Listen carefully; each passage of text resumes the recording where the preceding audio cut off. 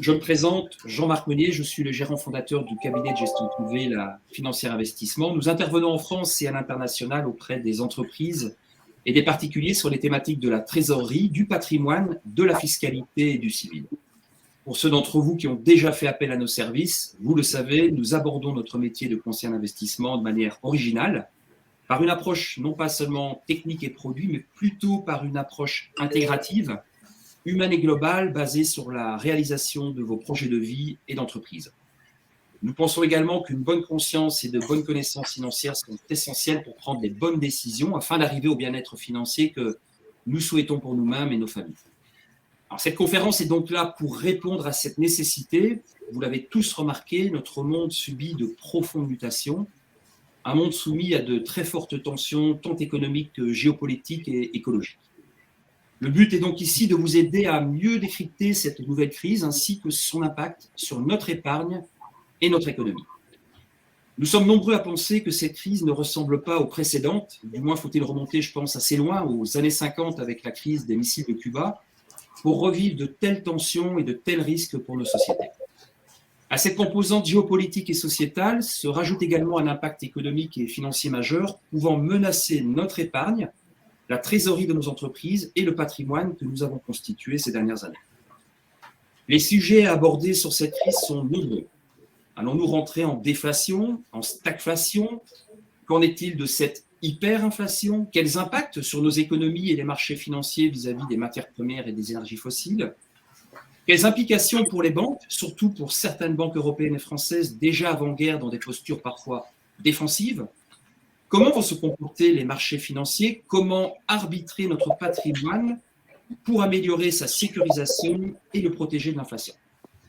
Comme dans toute crise, il s'agit donc ici d'adopter une attitude résiliente pour être à même d'anticiper les risques et bouleversements à venir. Nous allons donc tenter de répondre à toutes ces questions.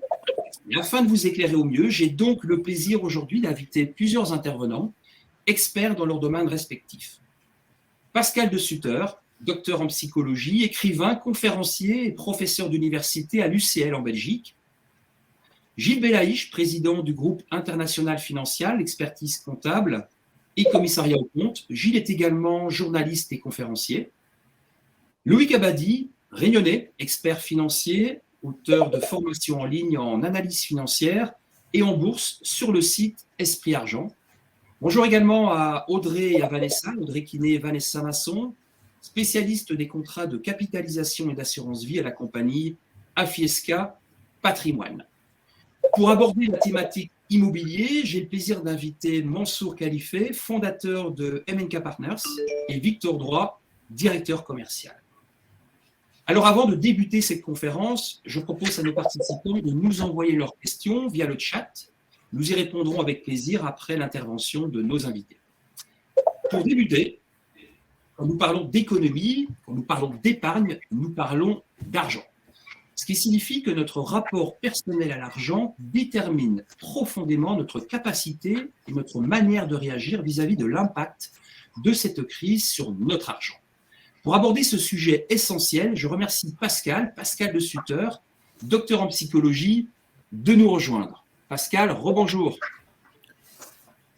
Bonjour Jean-Marc, merci de m'avoir invité à cette conférence. Donc, je vais effectivement prendre quelques minutes pour vous parler un petit peu de la psychologie et de l'argent. Il faut savoir que la plupart des personnes ont l'impression que leur situation financière dépend en grande partie de facteurs externes. Par exemple, justement, une pandémie, ça influence l'économie, donc leur revenu, leur source d'argent va être plus ou moins influencée par cette situation. Et tu mentionnais, Jean-Marc, effectivement, la crise de la guerre en Ukraine, effectivement, cette situation a un impact sur le prix de l'essence, sur une série d'éléments économiques, et les personnes se disent, je vais subir de plein fouet ou pas cette situation. Et donc, on a la propension à croire que notre situation financière dépend de l'extérieur, dépend par exemple de ce que l'entreprise veut bien nous payer si on est un employé ou un salarié, ou dépend d'une situation économique si on est un entrepreneur qui gère effectivement une entreprise.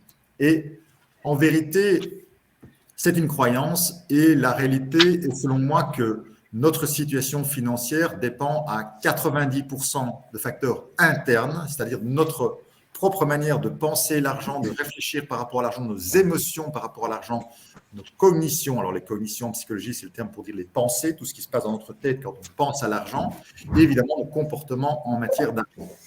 Et je pense qu'une manière simple de le comprendre, c'est qu'on a observé dans des études scientifiques que les gens qui gagnaient au loto, qui donc soudainement recevaient des grandes sommes d'argent, donc l'argent venait de l'extérieur alors qu'ils ne l'avaient pas généré par eux-mêmes, eh bien, au bout de quelques années, plus de 90% d'entre eux n'avaient pratiquement plus rien. Donc, ils avaient reçu pourtant des grosses sommes d'argent et ils avaient tout perdu. Pourquoi ? Parce qu'ils n'avaient pas les bons comportements, les bonnes cognitions, les bonnes émotions en rapport avec l'argent.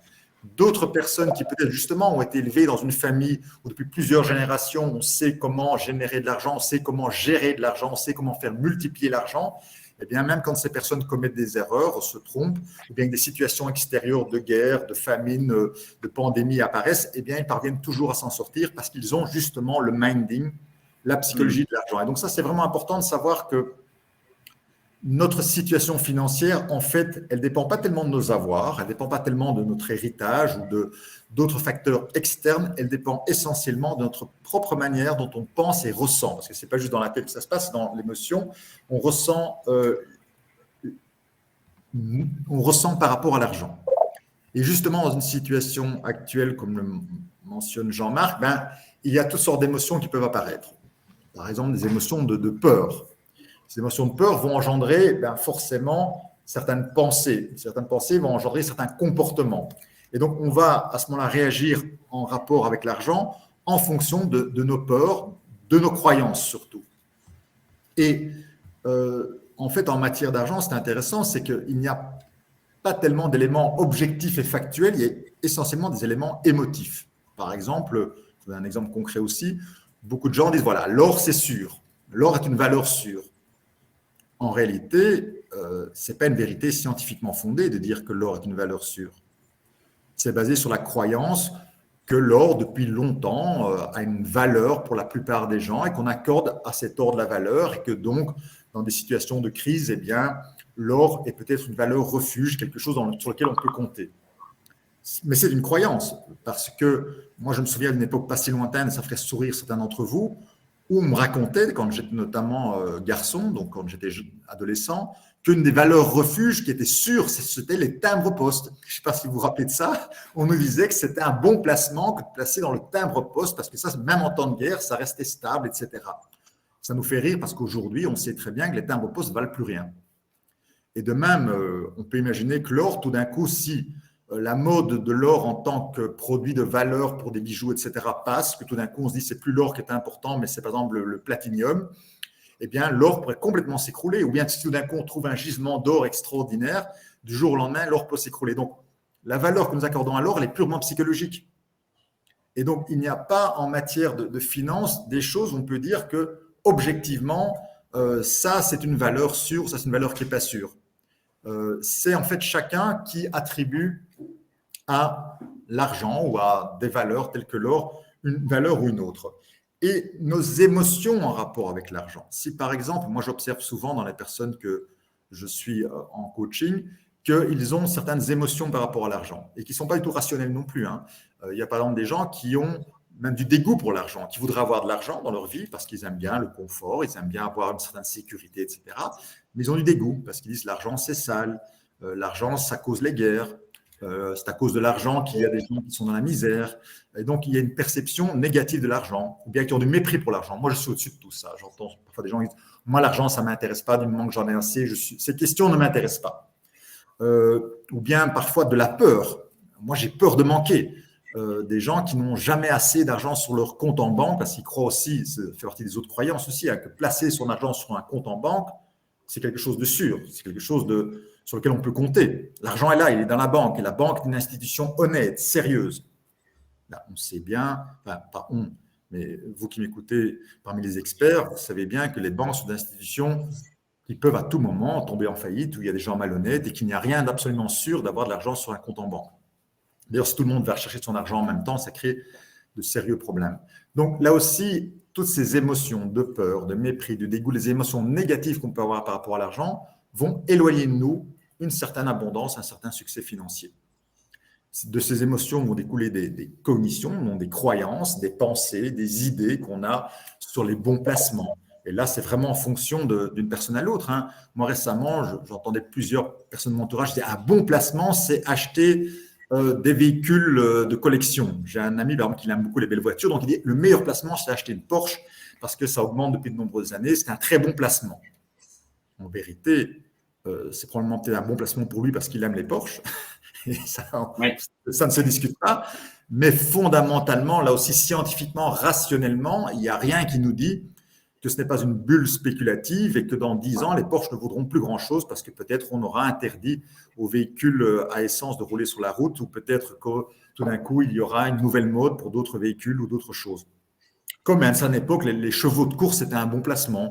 Ou à une certaine époque, en Hollande, vous le savez, les tulipes étaient un excellent placement financier. Donc, il faut savoir qu'en général, les gens font leur placement, on leur choisit pour des raisons émotionnelles et pas pour des raisons raisonnées. C'est pour ça que c'est intéressant aussi d'avoir des conseillers financiers qui, eux, ne sont pas émotionnellement pris dans l'histoire, qui ne sont peut-être pas des amateurs de Porsche ou d'or ou d'immobilier ou de je ne sais pas quoi, et qui peuvent à ce moment-là donner peut-être une opinion parfois un petit peu plus objective en fonction de la personnalité.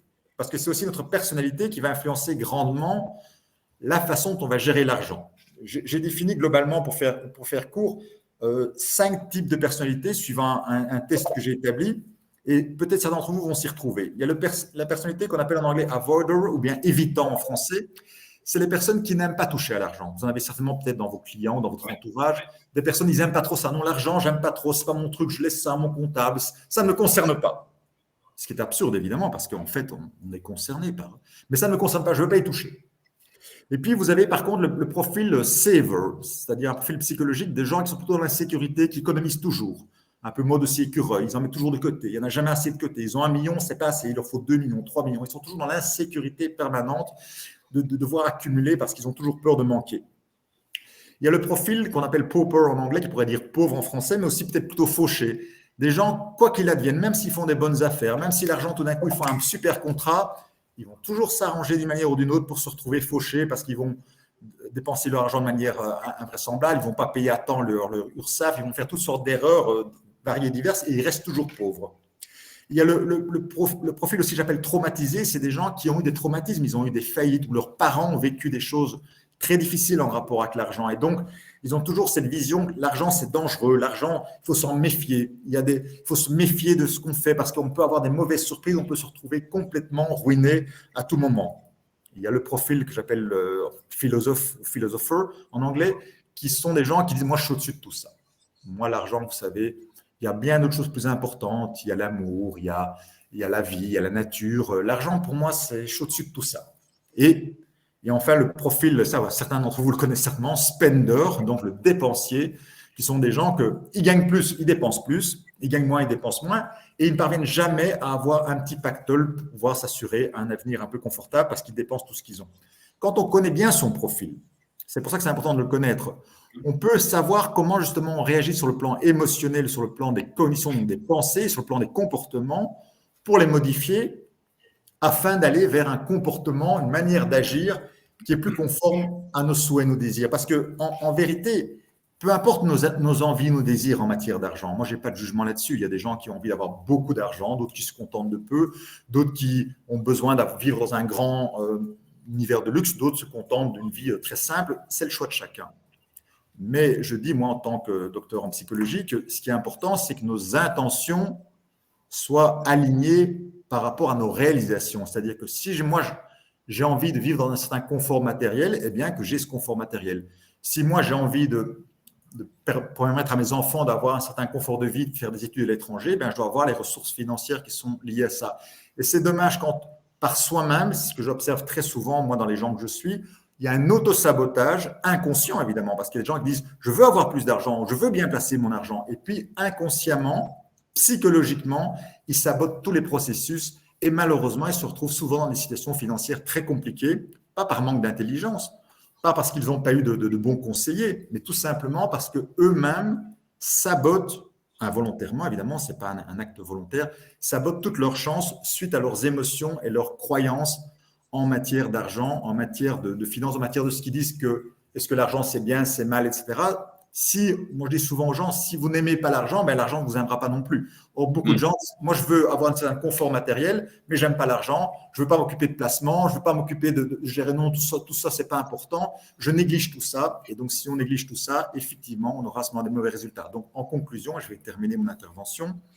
Je pense que c'est important de se connaître suffisamment et à ce moment-là de savoir s'entourer de personnes qui, de manière plus neutre, moins émotive, peuvent nous conseiller, nous apporter des éclairages en fonction de nos envies pour que nos envies soient cohérentes avec ce qui se passe réellement dans notre vie financière.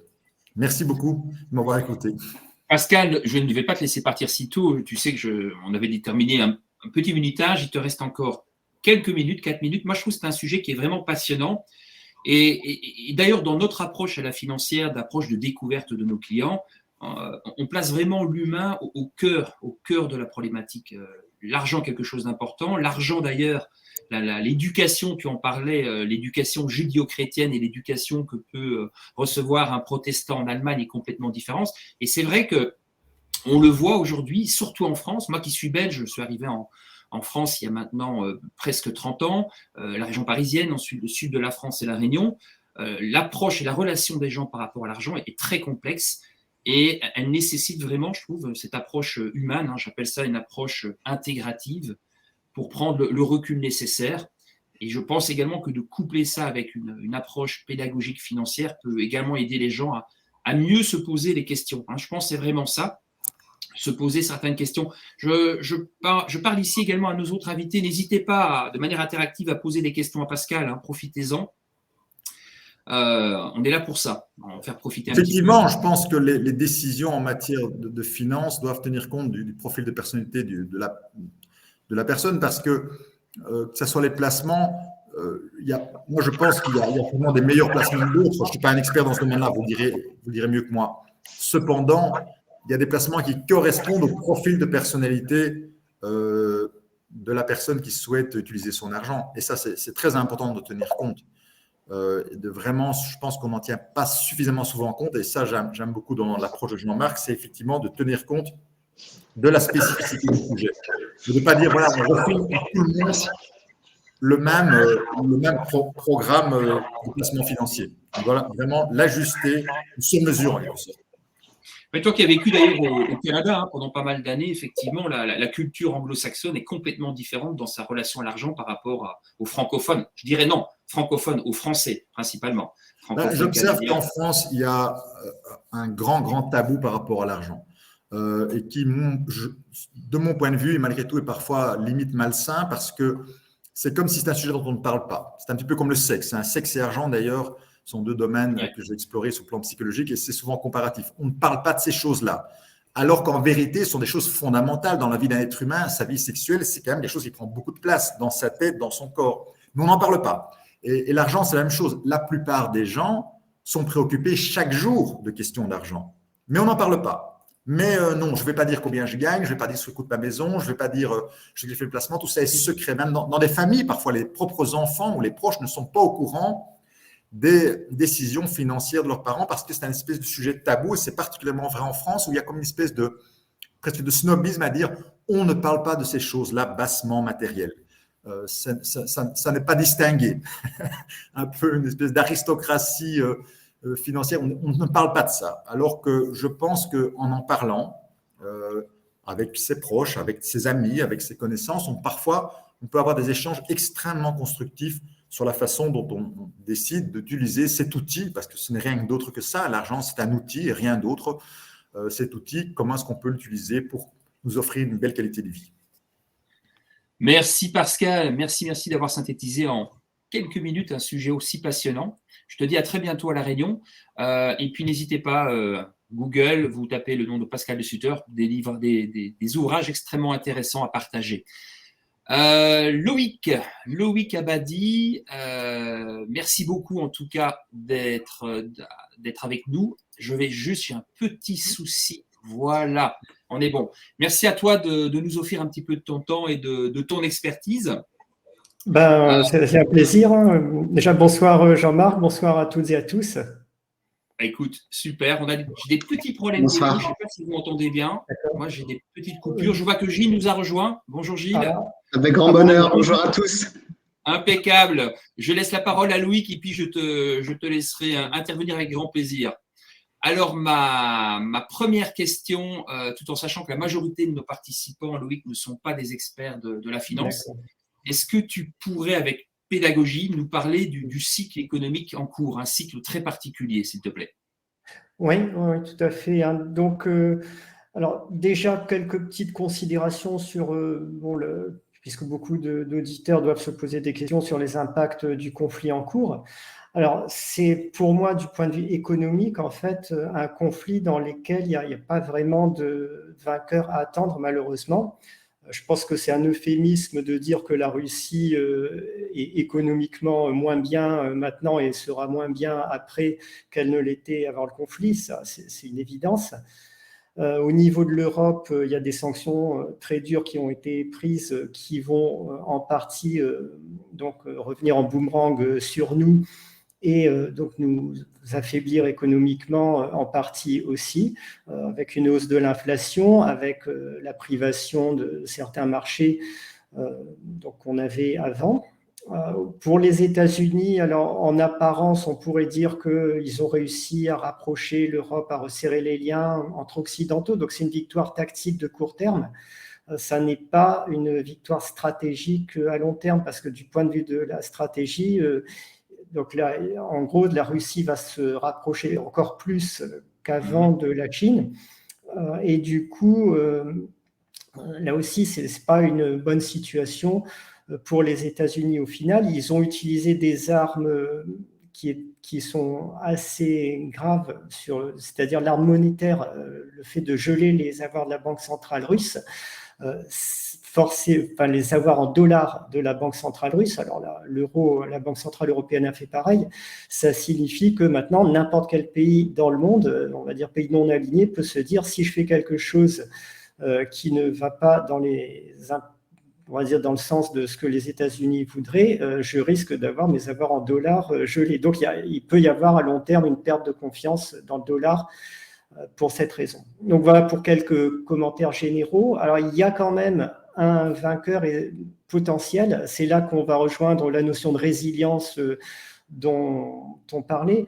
Les vainqueurs potentiels, pour moi, ce sont les pays non alignés, on va dire, les pays qui ne sont pas impliqués directement dans le conflit, qui vont continuer à faire des affaires normalement avec un peu tout le monde. Alors c'est des pays, il y a l'Inde, le Vietnam, le Brésil, etc. Il y a plein de pays comme ça qui, eux, ne devraient pas être directement impactés par la crise et qui devraient sortir, au contraire, renforcés. Donc voilà, ça c'est des considérations générales. Alors maintenant, on va parler du cycle économique. Le cycle économique, en fait, il était déjà en train de s'affaiblir aux États-Unis et en Europe avant le conflit. Le conflit n'est pas la donnée essentielle par rapport à cela. Il va accélérer un petit peu les choses. Mais il faut bien voir qu'avant le démarrage du conflit Russie-Ukraine, on avait des indicateurs clés comme la courbe des taux, donc les écarts sur la courbe des taux qui étaient en train de s'aplatir. Je vais vous montrer un graphique, je pense que les auditeurs vont mieux comprendre ce qui se passe. On avait donc les ménages américains, européens, ils ont constitué un gros bas de laine en fait pendant les confinements, les couvre-feux Covid, donc ils avaient plein d'économies. Ils ont commencé à dépenser ce bas de laine en 2021. Il y a eu les aides Covid qui ont boosté la consommation. Tout ça, ça a créé une vague de croissance bien artificielle qui commence en 2022 à affaiblir. Et maintenant, on a le problème du renchérissement du coût de la vie, de l'inflation qui évidemment accélère ce phénomène. Donc, j'ai présenté deux indicateurs qui pourront intéresser les auditeurs, je pense. Tout à fait, oui. On parle de l'inversion des courbes de taux, en fait. Hein. On parle de l'inversion de courbe de taux, tout à fait. Hein. C'est ça. Je vais voir si ça fonctionne. Je pense que ça fonctionne. Il n'y a pas de... Alors oui, c'est en train de charger. Voilà, nous voyons. Donc voilà, alors ça c'est effectivement c'est la courbe des taux. Alors techniquement c'est un écart entre les taux des emprunts d'État à 10 ans et à 2 ans. Alors, c'est assez simple à comprendre. Si on prête de l'argent à quelqu'un sur une durée de 10 ans, c'est plus risqué que si on prête de l'argent à quelqu'un sur une durée de 6 mois ou 2 ans, a priori. Donc, d'habitude, quand on prête à 10 ans, on va demander à l'emprunteur un taux d'intérêt plus élevé. Il y a des situations économiques qui sont un peu anormales, où ça n'est plus le cas et où les taux à 10 ans vont devenir plus faibles que les taux à 2 ans. Alors, c'est des situations dans lesquelles le marché anticipe un gros ralentissement ou une récession économique et du coup, il se dit les taux vont baisser à long terme. Et c'est ce qui commence à se passer en ce moment, en fait. Donc du coup, donc on voit ce ralentissement ici. À chaque fois qu'on est passé en dessous du zéro sur cet indicateur, c'est-à-dire que les taux longs étaient plus faibles que les taux courts, on a une récession qui a suivi dans un espace de temps, on va dire, de 9 à 18 mois en général. Il n'y a pas d'exception, c'est un indicateur qui a 100% de réussite sur les 40 dernières années ou plus. Et à chaque fois, les commentateurs, les experts économiques, à chaque fois que ça arrive, ils nous racontent « oui, mais cette fois, c'est différent, ça va pas, pour les raisons X ou Y, ça ne va pas se passer pareil, ne vous inquiétez pas ». Bon, moi, je pense que quand on a un indicateur qui a 100% de réussite pour prévoir des récessions, on ne peut pas se permettre de le rejeter ou de ne pas le prendre au sérieux. Là, on n'en est pas loin. On était à un écart de taux de 0,17%, c'est-à-dire 17 points de base. Et si on continue à descendre au rythme où on descend en ce moment, on sera en situation d'inversion dans à peu près un mois. Il y a une autre donnée importante sur ce cycle économique, c'est qu'il est anormalement court. On voit qu'il est anémique, il est très court par rapport au cycle précédent. Vous voyez que les vagues des cycles précédents, elles duraient quand même une bonne dizaine d'années, ça allait beaucoup plus haut. On avait le temps de profiter de vagues de croissance significatives. Là, on a fait un petit pic en post-Covid et c'est déjà en train de retomber. Et les banques centrales n'ont quasiment pas de marge de manœuvre parce que c'est la première fois, en fait, qu'on observe une inversion ou une quasi-inversion de courbe des taux, alors que la Banque centrale américaine n'a même pas commencé à relever significativement ses taux. Elle a commencé tout juste à le faire cette semaine, mais on reste sur des taux très proches de zéro. Donc, il y a plusieurs choses un petit peu inquiétantes. Un autre indicateur, lui aussi, qui a prévu toutes les récessions des 50 dernières années, qui sont les conditions d'achat de biens durables des ménages américains. Donc, c'est des enquêtes d'opinion sur des biens durables. Donc, on achète des biens durables, donc des réfrigérateurs, ou bien ça peut être parfois des voitures. On a le même type de graphique sur les voitures, des biens qui coûtent cher. Ça veut dire qu'on a confiance dans l'avenir. Et quand, au contraire, qu'on n'a pas confiance dans l'avenir, on évite. Là, vous voyez que le sentiment des consommateurs s'est complètement effondré. C'est un graphique qui date d'avant le conflit Russie-Ukraine. C'est-à-dire qu'on est encore plus bas, en fait, maintenant. Donc, il y a quand même deux indicateurs importants. Alors, comment être résilient dans ce contexte-là? Alors, moi, je vois trois axes. Il y a le secteur de l'énergie et des matières premières qui a privilégié les pays émergents et le secteur des small mid-caps défensives. Les marchés américains, en ce moment, méfiez-vous-en, ça sera les premiers impactés par la récession. Ils sont extrêmement chers, historiquement surévalués actuellement. Donc, c'est une situation dangereuse. Donc là, je vais vraiment parler que des actifs financiers liés en bourse, parce que je pense que d'autres intervenants, Jean-Marc, sont bien plus compétents que moi pour détailler d'autres solutions. Donc, voilà. Là, deux graphiques qui montrent l'état de surévaluation des marchés US en ce moment. On est à des niveaux qui sont sensiblement équivalents au niveau de la bulle des années 2000. Alors, c'est des ratios entre le chiffre d'affaires des sociétés et la capitalisation du marché, ou bien le PIB, ou on va dire la capitalisation du marché, le PIB américain. On voit qu'on est clairement dans une situation de bulle en ce moment. Inversement, là, je vous propose un graphique qui montre un ratio entre l'indice général des valeurs américaines et l'indice des valeurs pétrolières. Ou plutôt, c'est l'inverse, en fait, c'est l'indice des valeurs pétrolières divisé par l'indice général des valeurs américaines. On est à un niveau historiquement bas, ça veut dire que les marchés se sont complètement désintéressés des valeurs pétrolières, gazières, énergie. Ça dure depuis le début des années 2010. Donc, il y a vraiment quelque chose qui se passe et ça vient de se retourner il y a peu de temps à la hausse. Donc, vous doutez bien que les valeurs pétrolières, effectivement, ont commencé à monter, mais bon, ça dure que depuis un an. Il y a encore beaucoup de chemin potentiel. Donc voilà, ça c'est une chose importante. On est à mon avis au début d'un cycle haussier décennal sur le secteur des pétrole, gaz, matières premières. Attention quand même aux majors européens, alors, les actions comme Total, BP, etc. Les dirigeants leur mettent des boulets aux pieds en ce moment. On a des interdictions de business avec la Russie qui sont tout à fait compréhensibles. On a des projets de taxes exceptionnels sur les bénéfices, on a des pressions sur la transition énergétique, donc il y a quelques problèmes. Donc moi, je préfère aller sur des small mid-caps européennes qui vont passer sur le radar de ce problème-là, quelques majors asiatiques émergentes, des valeurs canadiennes. Alors, grosses valeurs canadiennes, il y a Suncor Energy par exemple, et une small mid-caps européenne tranquille, pépère, défensive. Je vous donnerai un exemple parmi d'autres, il y a Total Gabon, qui a énormément de liquidités dans ses caisses en ce moment. Et en fait, quand on achète du Total Gabon en ce moment, on a les champs de pétrole pour quasiment gratuit. Donc, c'est un placement qui peut être intéressant. L'autre axe intéressant, c'est les pays émergents. Là aussi, 12 ans d'oubli du marché. Je vous montre le même type de graphique tout à l'heure. Alors, les pays émergents, il y a eu un cycle où ils ont surperformé le marché de 99 jusqu'à 2008. Donc, ils ont surperformé les autres marchés. Depuis, ils sont retombés dans l'oubli. On n'arrête pas de sous-performer le marché américain. Et pourtant, on a des ratios de valorisation sur les pays émergents aujourd'hui. Donc, c'est la courbe en vert sur ce graphique qui sont particulièrement bas. On n'est pas du tout en situation de bulle. Ils sont, par rapport au normal historique, à des prix attractifs. Donc, n'hésitez pas à aller sur les pays émergents, un petit peu sur l'Europe aussi, qui est dans la courbe en bleu, qui n'est pas si chère par rapport aux pays américains qui sont extrêmement chers. Alors, sur les pays émergents, on continue avec la notion de résilience. Il y a un petit piège. Si vous achetez des fonds émergents généralistes, soi-disant monde, en fait, vous achetez pour 50% des fonds chinois, qui sont l'exposition des fonds généralistes émergents sur le secteur Chine-Taïwan, c'est 50%.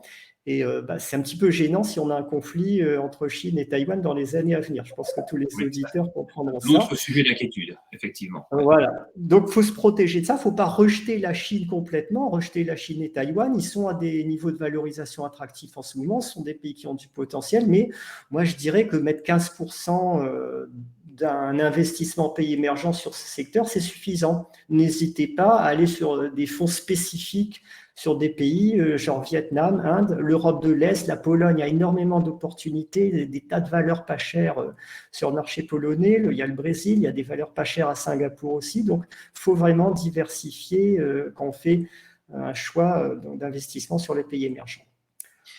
Ce que je retiens effectivement, c'est statistiquement les très très fortes probabilités d'une récession prochaine dans les mois qui viennent. Oui, ouais, tout à fait. Voilà. Alors, dernière chose, pour se protéger d'une récession en bourse, il faut aller sur des valeurs défensives. Alors, une valeur défensive, c'est pas juste dire L'Oréal ou dire des lieux communs, style L'Oréal, c'est une valeur père de famille, ça veut rien dire. Il y a deux critères. Une valeur défensive, c'est soit une valeur peu endettée avec un gros rendement sur dividende. Gros rendement sur dividende, c'est plus de 6%. Faut pas lésiner sur les moyens, il ne faut pas être en deçà sur ces critères d'exigence. Bon, une petite valeur que les Réunionnais connaissent sans doute foncière, qui est CBO Territoria, qui rentre pour moi maintenant dans ces critères, alors qu'il y a quelques années, ça n'était pas encore le cas. C'est une valeur qui a pris le choc en 2009, alors que sur la crise Covid et sur la crise Ukraine, on voit qu'elle est devenue résistante, qu'elle est devenue défensive. Elle a changé un peu de statut parce que son dividende a beaucoup augmenté. Et ensuite, il y a des valeurs qui décotent sur leur actif net liquide, c'est-à-dire sur leur valeur à la casse, c'est-à-dire on va faire la trésorerie, les créances et les stocks, moins toutes les dettes, et puis qui sont quand même bénéficiaires. Donc, il y a quelques valeurs de ce type qu'on peut trouver qui ont aussi un bon comportement en situation de crise. Donc voilà, après, évidemment, il faut rechercher ces valeurs. Je vous ai donné quelques petits exemples déjà, il y en a d'autres, bien sûr.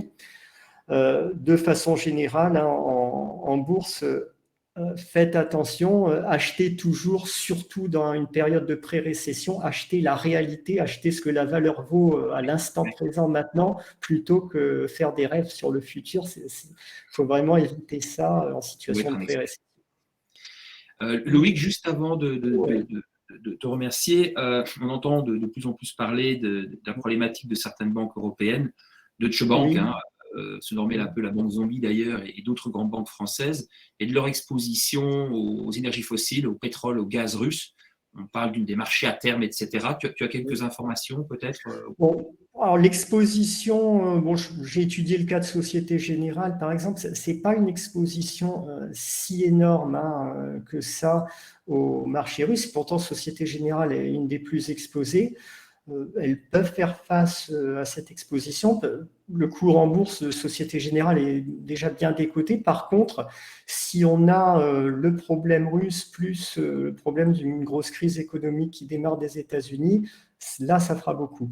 Il ne faut pas qu'il y ait tout à la fois, quoi. C'est ça le problème des banques européennes. Alors, beaucoup d'auditeurs se posent sans doute la question, est-ce que la banque peut faire faillite? Bon, c'est toujours possible.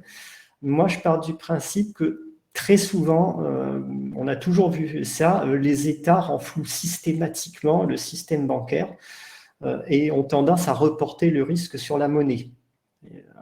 Donc, ça veut dire que… Ça veut dire que, ouais, on pourrait, si ça c'est comme prévu, on a vu ça pour le Covid, on a vu ça en 2009, les États se mettent à faire du quantitative easing à fond, ils inondent les banques de liquidités. Et à force, qu'est-ce qui se passe? Ça crée de l'inflation, ça crée une dévaluation monétaire. Donc, si on veut se protéger de ce risque, alors il y a les actifs anti-inflation classiques qui sont, on en revient toujours au thème des matières premières, de l'or, des valeurs pétrolières, gazières, qui sont une protection, une des solutions pour se protéger de l'inflation. Il y a les actifs immobiliers à haut rendement aussi, qui sont une solution intéressante. Je pense que ça, Jean-Marc, tu dois bien connaître ce sujet-là. Donc voilà, il y a un dépôt de garantie, l'histoire du fonds de garantie des dépôts en France, c'est un petit peu une plaisanterie, il est capitalisé à hauteur de 4 ou 5 milliards d'euros et ça fait à peu près 70, si vous divisez ça, 4 milliards ou 5 milliards par 60 millions de Français, on va arriver à un chiffre de 70 ou 80 euros.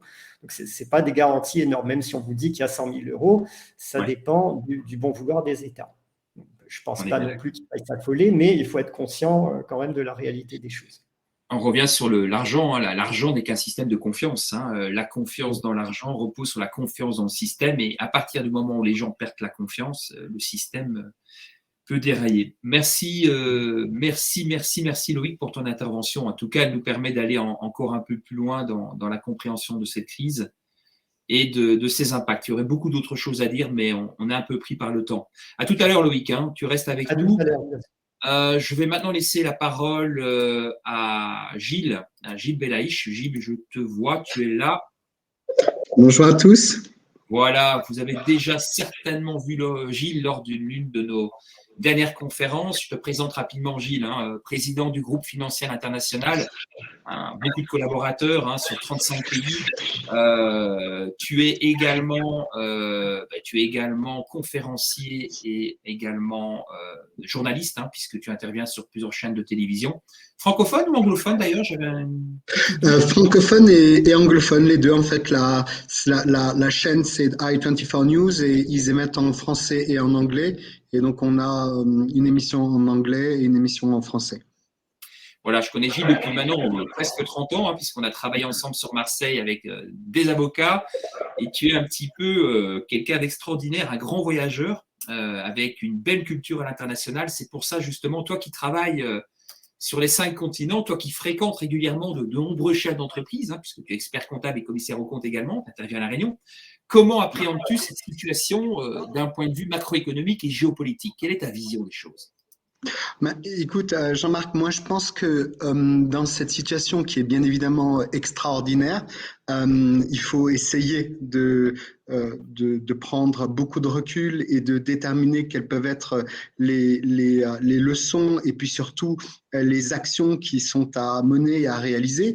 Et en fait, on se retrouve devant un constat qui doit être ce que vous avez à la financière d'investissement, qui est que la plupart des clients et la plupart des investisseurs, que ce soit des petits investisseurs ou des investisseurs plus institutionnels, ont toujours le sentiment que le ciel était bleu hier et qu'il va encore être bleu aujourd'hui et que rien ne peut se passer et que donc toutes les mesures de prudence toutes les recommandations de diversification qui peuvent être établies régulièrement par l'ensemble des CGP qui ne cessent de marteler régulièrement, diversifier votre investissement, que ce soit sur le plan géographique, que ce soit sur le plan sectoriel, que ce soit également sur la catégorie d'actifs.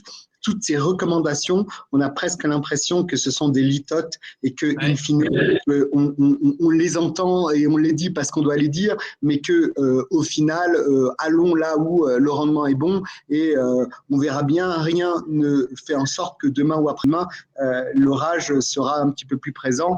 On a connu quelques perturbations sur la partie boursière, on a connu des perturbations sur la partie immobilière, mais force est de constater que tous ces cycles-là arrivent toujours à revenir avec du temps, et ça c'est le paramètre qu'il nous faut dans la gestion de patrimoine, mais toujours à revenir à un niveau qui était celui que l'on avait et même encore surperformé. Alors moi je dis que en fait ce qui arrive tristement dans ce conflit entre l'Ukraine et la Russie nous amène à réfléchir maintenant autrement pour savoir comment est-ce qu'on doit changer nos habitudes au-delà de ce conflit et au-delà des stratégies qui sont usées et récurrentes parce qu'on les connaît. On connaît les recommandations de la plupart des CGP des grands réseaux bancaires, hein, pas chez Financière d'Investissement, dans lequel on nous place les produits livrés classiques, les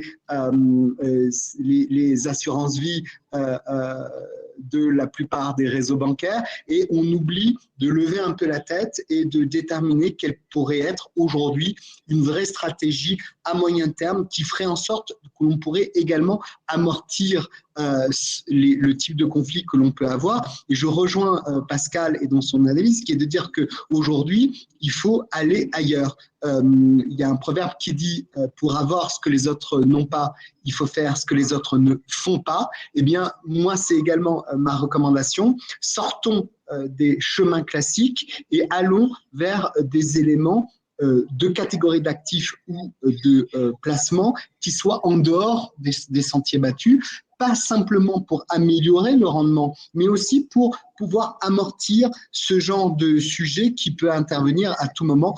Et on a vu que tout le monde a été surpris par ce conflit, et on se rend compte aujourd'hui qu'on n'a pas d'autre choix que d'ouvrir les yeux et d'aller vers des marchés qui sont plus ouverts, comme les marchés émergents, vers des endroits où on peut avoir des stratégies d'investissement et de placement qui, in fine, restent tout de même stables et sécuritaires. On parlait du sujet de l'assurance vie au Luxembourg.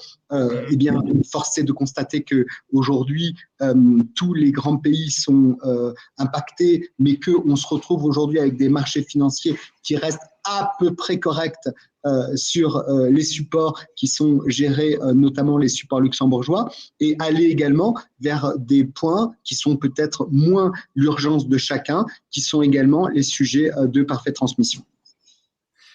Ok Gilles, je vous remercie pour cette réponse. D'un point de vue général, pour toi, quels sont les principaux risques pour l'Europe d'un point de vue économique et financier sur les prochaines semaines, les prochains mois? Est-ce que ça se situe sur la zone de la monnaie euro? Est-ce que c'est un risque qui va se défausser sur certaines institutions bancaires? On en a parlé un petit peu tout à l'heure. Tout ressenti un petit peu par rapport à tout ça? Mon ressenti, c'est qu'on est sur une zone qui est soit au mieux une zone de faux semblants, et au pire une zone dans laquelle on est dans un schéma où on raconte un peu des bêtises à la plupart des investisseurs. Aujourd'hui, nous avons ce bloc, parce qu'on parle d'un bloc Russie, Chine et Inde, qui est un vrai mastodonte, et je pense sincèrement qu'aujourd'hui, toutes les stratégies qui visent à faire en sorte que l'économie de ce bloc-là russe soit asphyxiée est plus en fait un rêve. Aujourd'hui, nous sommes en train de nous affaiblir au travers de l'ensemble de ces sanctions, même si je les respecte et je les comprends parfaitement sur le plan éthique. Et je pense qu'aujourd'hui, le gros sujet, c'est la monnaie euro dans un premier temps, puisque la plupart aujourd'hui des acteurs n'ont plus confiance dans l'Europe et dans dans l'euro. Ça veut dire aussi prendre des positions. Aujourd'hui, on a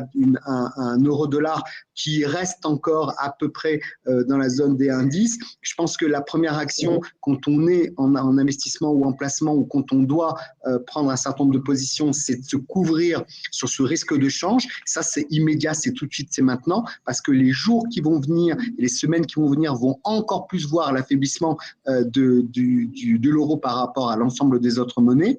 Et puis, évidemment, comme tu le dis très clairement, cette zone inflation, mais qui, en fait, aujourd'hui, prend presque le prétexte de cette guerre Ukraine-Russie, puisque quand on voit le baril de pétrole et quand on voit concrètement l'ensemble des augmentations de prix qu'on avait sur l'ensemble des matières premières, pour d'autres raisons, on se dit presque qu'on va lui mettre une étiquette Ukraine Russie, mais on n'en a presque pas besoin, puisque c'était déjà une tendance qui était existante bien avant ce 24 février 2022, et on doit s'attendre à forcément prendre des produits qui vont être des produits et des placements de couverture et de lutte sur la partie inflation. Et ça, c'est un sujet qui est essentiel. Donc, l'euro, l'inflation et surtout changer notre positionnement d'investissement et reprendre des investissements qui soient bien plus répartis et à l'international et à l'actif, et bien évidemment, comme le disait Pascal très justement,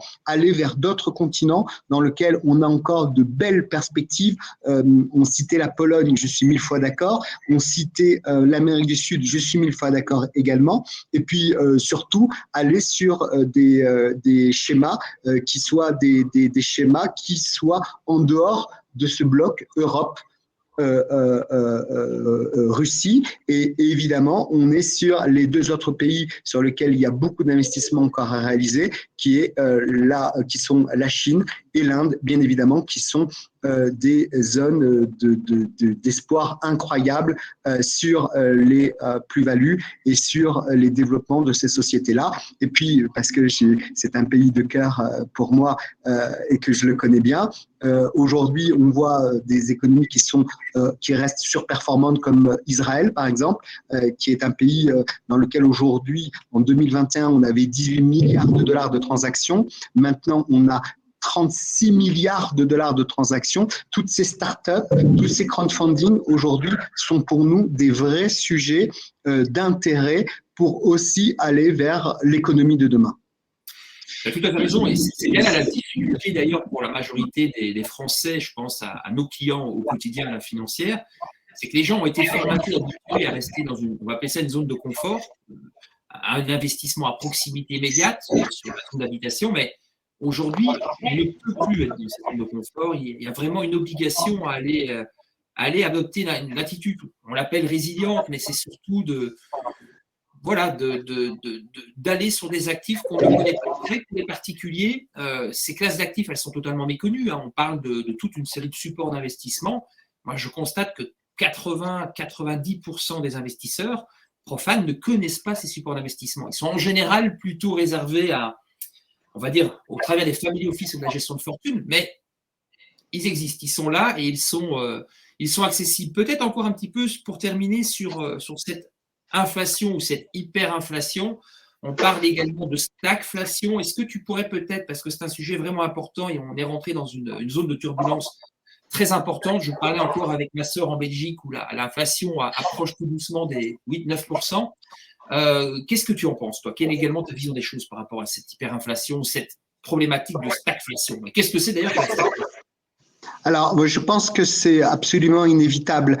Aujourd'hui, nous n'avons pas vraiment de sujet quant au fait de se dire que aujourd'hui ce schéma d'inflation va être un schéma qui va représenter notre quotidien, même si on le veut pas, et même si on dit que demain ça sera toujours forcément quelque chose qui sera pas de l'impact du quotidien. Maintenant, le sujet que tu mentionnes, cette notion de stagflation, elle est pleinement d'actualité. Qu'est-ce que c'est que la stagflation? La stagflation, c'est une situation dans laquelle on a une économie qui souffre simultanément à la fois d'une croissance économique faible ou nulle, c'est notre cas aujourd'hui, et d'une très forte inflation. Et c'est cet effet ciseau, c'est-à-dire une croissance rapide et exponentielle des prix qui fait en sorte que, bien évidemment, la demande se retrouve extrêmement réduite, donc les schémas de production se retrouvent ralentis et donc on arrive à un taux de chômage élevé et on est sur presque de l'anti-keynésianisme sur cette analyse-là, c'est-à-dire qu'en fait, on va se retrouver avec cet effet ciseau et aujourd'hui, on peut surmonter le schéma de l'inflation, on peut le faire, mais tout autant qu'on arrive en face à avoir une croissance qui arrive à se maintenir au minima pour nous permettre de dépasser ça. Et c'est le sujet, et c'est pour ça d'ailleurs que le maître mot que l'on a envers nos clients, que l'on a envers les investisseurs, c'est de se dire la croissance que nous n'avons pas aujourd'hui dans nos pays, allons la chercher ailleurs, allons dans des pays où on a des 5, des 6, des 7 et des 8% d'inflation. On parlait tout à l'heure d'Israël, on est aujourd'hui sur des forecasts qui sont pas très loin de 7%. Allons sur des schémas en Amérique du Sud aussi où on a ces orientations-là. Allons également sur des produits qui sont encore méconnus. Je sais que la financière d'investissement développe beaucoup de crowdfunding immobilier dans le domaine de la promotion. Quand on en parle à des clients, moi je n'ai rien à vendre, je n'ai aucun produit à vendre, donc je suis très à l'aise pour en parler avec mes clients dans lequel on évoque ces sujets-là qui ont de très bons rendements parce que les promoteurs ont besoin de se financer pour les raisons que l'on connaît. Aujourd'hui, les gens disent non, je ne connais pas, je ne fais pas. Il faut qu'on aille et qu'on ouvre les yeux vers des chemins qui soient complètement différents de nos habitudes classiques parce qu'on se rend compte que ceux qui étaient des produits sécuritaires aujourd'hui ne sont plus la sécurité d'aujourd'hui, mais seront le danger de demain ou d'après-demain, puisque aujourd'hui, des placements dans lesquels on a des taux extrêmement faibles, avec cette inflation, c'est à la fin des performances nettes négatives et donc une dégradation de son épargne et donc de son patrimoine qu'on a mis des années à conquérir. Merci Gilles, on t'a perdu sur l'image, mais je pense qu'on va garder, on t'a gardé avec le son. Merci, tu restes avec nous. Oui, désolé. Avec plaisir. Impeccable. Alors, la question, d'abord, merci pour ta vision internationale, mais qu'est-ce qu'on fait concrètement? Qu'est-ce que nous pouvons faire aujourd'hui pour anticiper et sécuriser notre trésorerie et notre patrimoine financier? Je pense que c'est bien l'enjeu principal pour la majorité d'entre nous. Bon, alors, bien sûr, il existe plusieurs solutions, toutes spécifiques à nos situations personnelles ainsi qu'à nos objectifs. Elles ont tous leurs avantages et tous leurs inconvénients, bien sûr.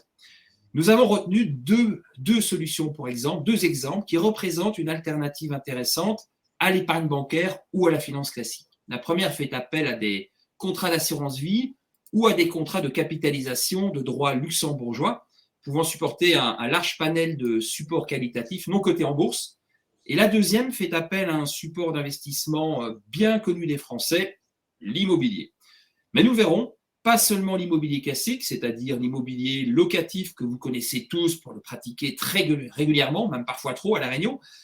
Donc voilà le temps de laisser la parole maintenant à Audrey Quinet et à Vanessa Masson de la compagnie Afiesca Patrimoine. Audrey, nous allons parler de l'opportunité pour les entreprises et les particuliers de sortir une partie de leur épargne et de leur trésorerie des banques françaises pour les déposer dans des banques luxembourgeoises. Alors, première question, quel intérêt a-t-il à faire cela? Alors, bonjour à toutes et à tous. Alors, effectivement, le contexte actuel, mais pas seulement, puisque le Luxembourg, ces dernières années, on va dire, suscite un peu plus d'intérêt. Effectivement, pour aller un petit peu au fond des choses et voir un petit peu ce qui a été aussi accentué par les différentes crises aussi cycliques, parce qu'il y a une crise actuelle, mais ce n'est pas la première et de toute façon, je pense que ça ne sera pas la dernière. Donc, effectivement, à peu près tous les 10 ans, on a des des pertes boursières, des mouvements géopolitiques qui peuvent effectivement affecter l'épargne de tout un chacun, que ce soit les personnes physiques ou aussi effectivement la trésorerie d'entreprise. Donc effectivement, la trésorerie d'entreprise se trouve aussi dans une situation un peu aussi à part. Les banques proposent des produits de placement pour une partie de la trésorerie sur du moyen ou du long terme. Aujourd'hui, force est de constater que les taux, quel que soit le contexte, ne sont pas très rémunérateurs pour ces placements de surplus de trésorerie. Après, effectivement, le Luxembourg, alors attention, on parle effectivement d'assurance vie ou de contrat de capitalisation placé via une compagnie luxembourgeoise, mais ça ne veut pas dire que c'est du droit luxembourgeois qui s'applique. Il y a le contexte, il y a l'environnement luxembourgeois qui est effectivement protecteur sur plusieurs plans, mais ça reste le droit applicable est celui de la résidence fiscale de la personne ou de l'entreprise qui souscrit. Donc, fiscalité transparente, dirons-nous. Voilà, donc tout est fait en transparence. Il y a un échange automatique d'informations qui se fait de toute façon entre la compagnie luxembourgeoise et de toute façon les différents services par rapport au lieu de résidence de la personne qui souscrit. Après, effectivement, quel est l'avantage? Le Luxembourg a ce qu'on appelle un triangle de sécurité, c'est-à-dire dans des contextes, on va dire, normaux ou des contextes à forte fluctuation boursière ou d'aléas. C'est vrai que le Grand-Duché du Luxembourg donc, protège en quelque sorte et est garant des économies des sommes placées sur les contrats au Luxembourg, donc assureurs et banques, et il n'y a pas de limite comme en France sur notamment les dépôts des 100 000. Le Grand-Duché permet une sécurisation et prend à sa charge en cas de faillite de la compagnie jusqu'à la totalité de la valeur du contrat. Après, c'est vrai que les compagnies luxembourgeoises sont contrôlées trimestriellement par ce qu'on appelle le commissariat aux assurances, qui est un organisme qui contrôle le solde et les marges de solvabilité de toutes les compagnies, les organismes financiers, banques et assureurs. Donc, il y a ce contrôle-là qui est fait quand même assez régulièrement.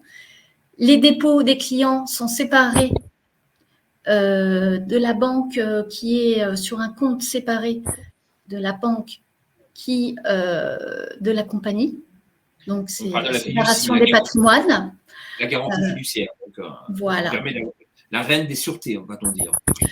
Oui, alors après, la sécurité zéro, je ne sais pas si elle existe. Si un jour, il y a un gros crack, je ne sais pas si effectivement toutes les économies des personnes peuvent survivre. Mais effectivement, ils ont mis en place des garants qui doivent normalement, effectivement, que ce soit en temps normal ou en temps de crise, protéger un maximum.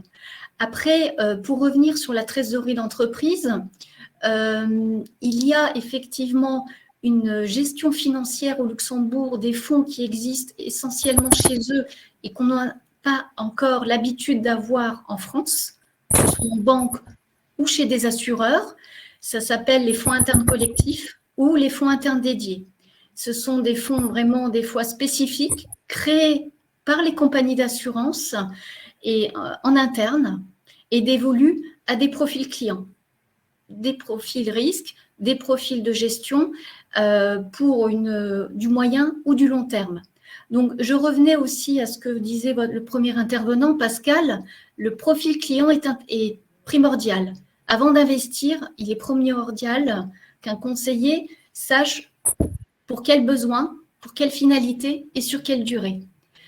La trésorerie d'entreprise n'y échappe pas. Après, effectivement, il existe au Luxembourg notamment des fonds internes dédiés où effectivement le gestionnaire qui s'occupe d'un portefeuille qui est accessible généralement à partir de 250 000 €. Donc, ce n'est pas non plus accessible qu'à une certaine catégorie de personnes, que ce soit en personne physique ou en personne morale. Et c'est lui qui a la charge de gérer l'allocation d'actifs. Donc, c'est bien aussi des fois de déléguer la gestion de son patrimoine à des spécialistes. Tout à fait. Deuxième chose, par rapport à la trésorerie d'entreprise, il y a par exemple des fonds internes collectifs, notamment un fonds qui est basé sur l'infrastructure, donc non coté en bourse et effectivement sur 8 ans. Ok, Donc, je vais juste me permettre de t'interrompre si tu le veux bien pour revenir un petit peu avant d'aborder peut-être la partie que mettre dans un contrat de capitalisation ou dans un contrat d'assurance vie. Donc, bien synthétiser ce que tu viens de dire, le Luxembourg, c'est le fameux triangle de sécurité. C'est la séparation des actifs au sein de la banque pour bien séparer les actifs déposés par la compagnie d'assurance dans la banque. C'est l'engagement du duché de Luxembourg. Et on va dire que ce sera également derrière le fait qu'il n'y ait pas d'application de la loi Sapin, si je me rappelle bien. Il n'y a pas la loi Sapin en application. La loi Sapin qui permet, effectivement, en cas de situation compliquée, de bloquer les retraits, voire de recapitaliser les banques sur la trésorerie ou les dépôts des clients particuliers ou professionnels. On n'a pas la loi Sapin. Le deuxième point qui, moi, en tout cas, m'a intéressé en tant qu'investisseur, a priori, c'est qu'on a également au Luxembourg un choix et une qualité de support d'investissement qui est plus important que dans une banque française. C'est peut-être là justement que je voulais aborder avec toi un petit peu l'option de que faire aujourd'hui en tant que chef d'entreprise, parce qu'aujourd'hui c'est vrai que moi j'ai beaucoup de clients, la moitié de mes clients ce sont des chefs d'entreprise, des patrons de PME, TPE. Ils ont de la trésorerie dont ils n'ont pas besoin, donc hors de leurs besoins de fonds de roulement. Qu'est-ce qu'on peut mettre, par exemple, qu'est-ce qu'on pourrait mettre, à commencer à en parler, dans le portefeuille d'un particulier ou d'un chef d'entreprise qui permettrait à la fois de bénéficier d'une très bonne lisibilité, d'une vraie garantie en capital, et également de disposer d'actifs décorrélés des banques et des marchés financiers. On a vu tout à l'heure l'intervention de Loïc qui nous donne des conseils, bien sûr, intéressants sur que faire par rapport aux marchés financiers, en sachant que ça ne représente pour la grande majorité de nos clients qu'une fraction, une petite fraction de leur patrimoine, entre 10 et 20% maximum en général. Et dans le cadre d'un chef d'entreprise qui a par exemple 150 200 000 euros de trésorerie qu'il souhaiterait mettre avec plus de lisibilité dans un contrat de capi ou un contrat d'assurance vie dans une banque luxembourgeoise, qu'est-ce qu'on pourrait mettre? Alors voilà, tu as commencé à parler d'Infralux, ce fonds-là par exemple, si tu peux peut-être développer un petit peu plus. Je pense que de toute façon, cette catégorie de personnes veulent aller surtout sur du profil équilibré ou prudent. Le but est de ne pas faire prendre des risques inconsidérés à leur épargne, puis justement à leur surplus de trésorerie d'entreprise. Et il y a effectivement deux types de produits qui peuvent être intéressants, à savoir, c'est des fonds internes collectifs, soit à taux minimum garanti, ou avec une garantie à capital, par exemple, à moyen terme, en l'occurrence là, le produit que l'on a qui est sur 8 ans. Donc, à date anniversaire des 8 ans, le souscripteur est au moins assuré de récupérer la valeur des primes versées sur le contrat, net de frais de gestion, par exemple. Donc, après, il faut de la rentabilité, je ne dis pas, mais après, effectivement, il faut s'assurer qu'il y ait toujours une rentabilité correcte, mais aussi des garde-fous. Et c'est vrai que certains fonds non cotés peuvent aussi pallier et aider à pallier la volatilité boursière, notamment. D'accord, donc le fonds Infralux, pour en parler un petit peu plus, c'est un fonds qui investit dans les infrastructures au niveau mondial. C'est un fonds qui investit sur 4 thématiques particulières.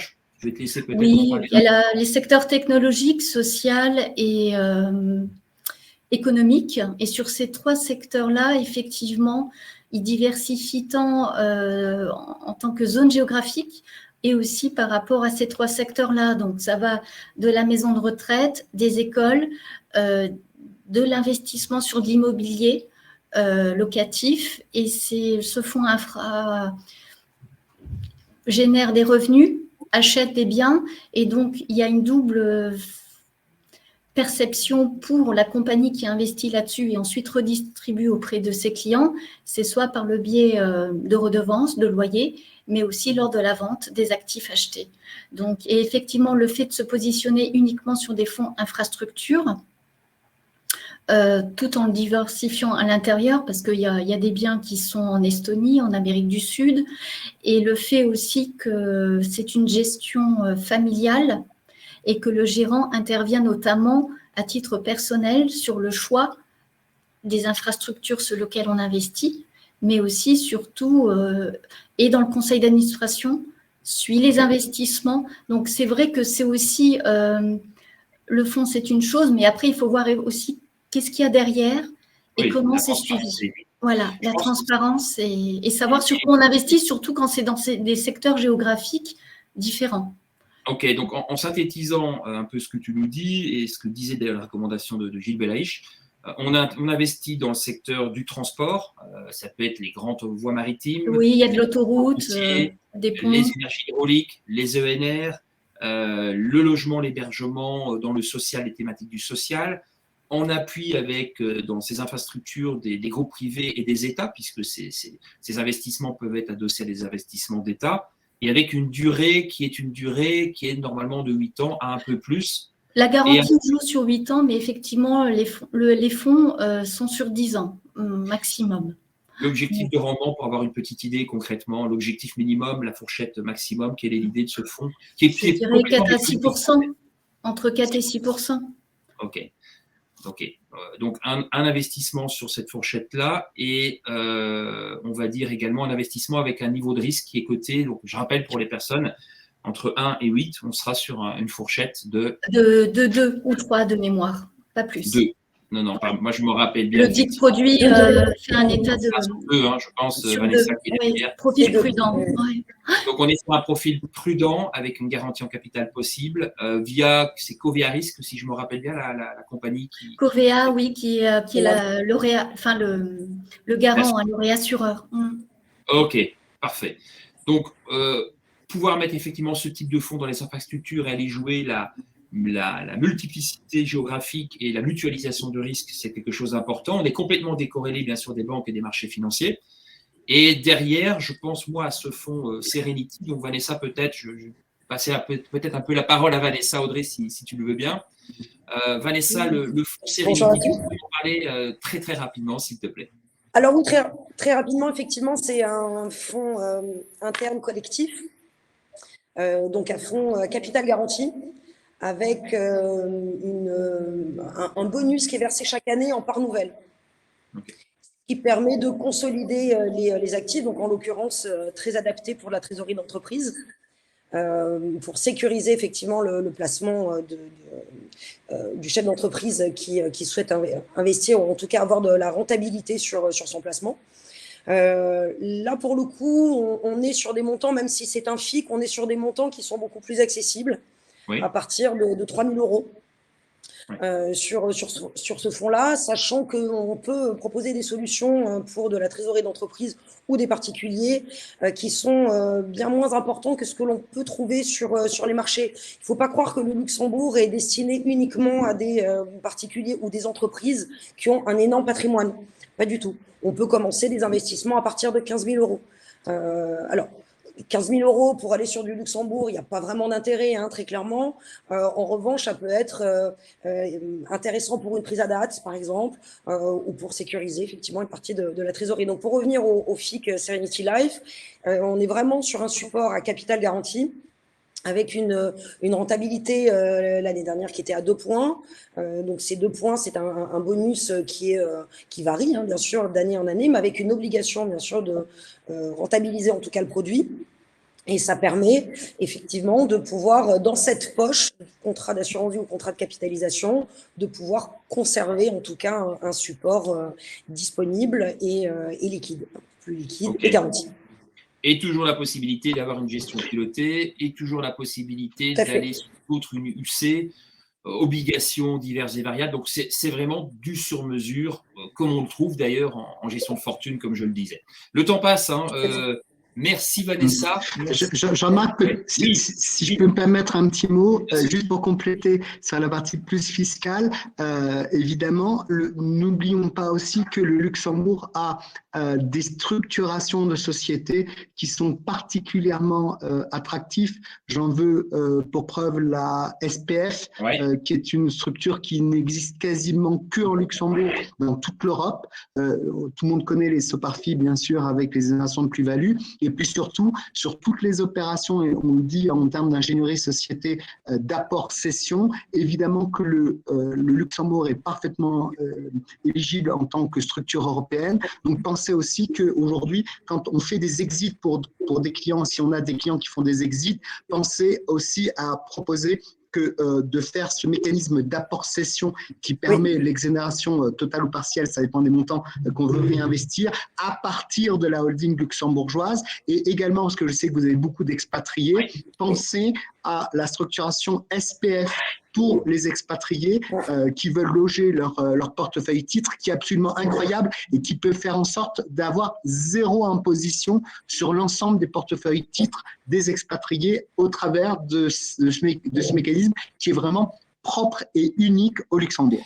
Merci Gilles, on voit que tu me connais bien, tu sais bien que j'aime bien tout ce qui est structuration de société, de holding au Luxembourg. Alors juste pour terminer, avant de laisser la parole à Mansour et à Victor, quand on parle de Luxembourg, de contrat de capi ou ce genre de choses, bien sûr, ce n'est pas l'évasion fiscale, comme tu l'as dit, Audrey, ce n'est pas l'évasion fiscale, ce n'est pas un risque des contrôles fiscaux, il y a de la transparence fiscale. On n'est plus dans ce monde-là, bien entendu, hein, c'est encore également d'un peu d'imagerie populaire. Merci à toutes les deux en tout cas. Merci pour une petite précision par rapport à juste la portabilité. C'est vrai que Jean-Gabriel a noté quelque chose de spécifique effectivement pour les expatriés. C'est très intéressant parce qu'il y a une portabilité aussi fiscale du contrat. Donc un expatrié aujourd'hui qui souhaite revenir en France, ouvrir un contrat aujourd'hui au Luxembourg, lui permet quand il revient en France de pouvoir conserver tous les avantages juridiques et fiscaux en fait. Voilà. Exactement, transparence fiscale. Merci à toutes les deux. Parlons maintenant de l'importance de l'immobilier en cette période de crise, l'immobilier au sens large. La majorité des Français connaissent l'immobilier locatif classique, hein, qu'il soit encapsulé ou pas dans des SCI, mais ne connaissent pas les solutions alternatives de type club deal, private equity immobilier. Ce sont des outils d'investissement pourtant très prisés en gestion de fortune et en family office. Alors, pour parler de l'immobilier, pour parler de ses principaux atouts, à savoir un excellent couple rendement-risque, j'ai le plaisir de laisser la parole à Mansour Khalifé, fondateur de MNK Partners, et Victor Droit, directeur commercial. Rebonjour à tous les deux. Est-ce que vous pourriez, en quelques instants, en quelques mots, présenter votre société, Mansour? Oui, effectivement. Alors, MNK Partners est un groupe européen autour d'une société de gestion. Notre métier premier, c'est de structurer, de gérer des fonds d'investissement immobilier.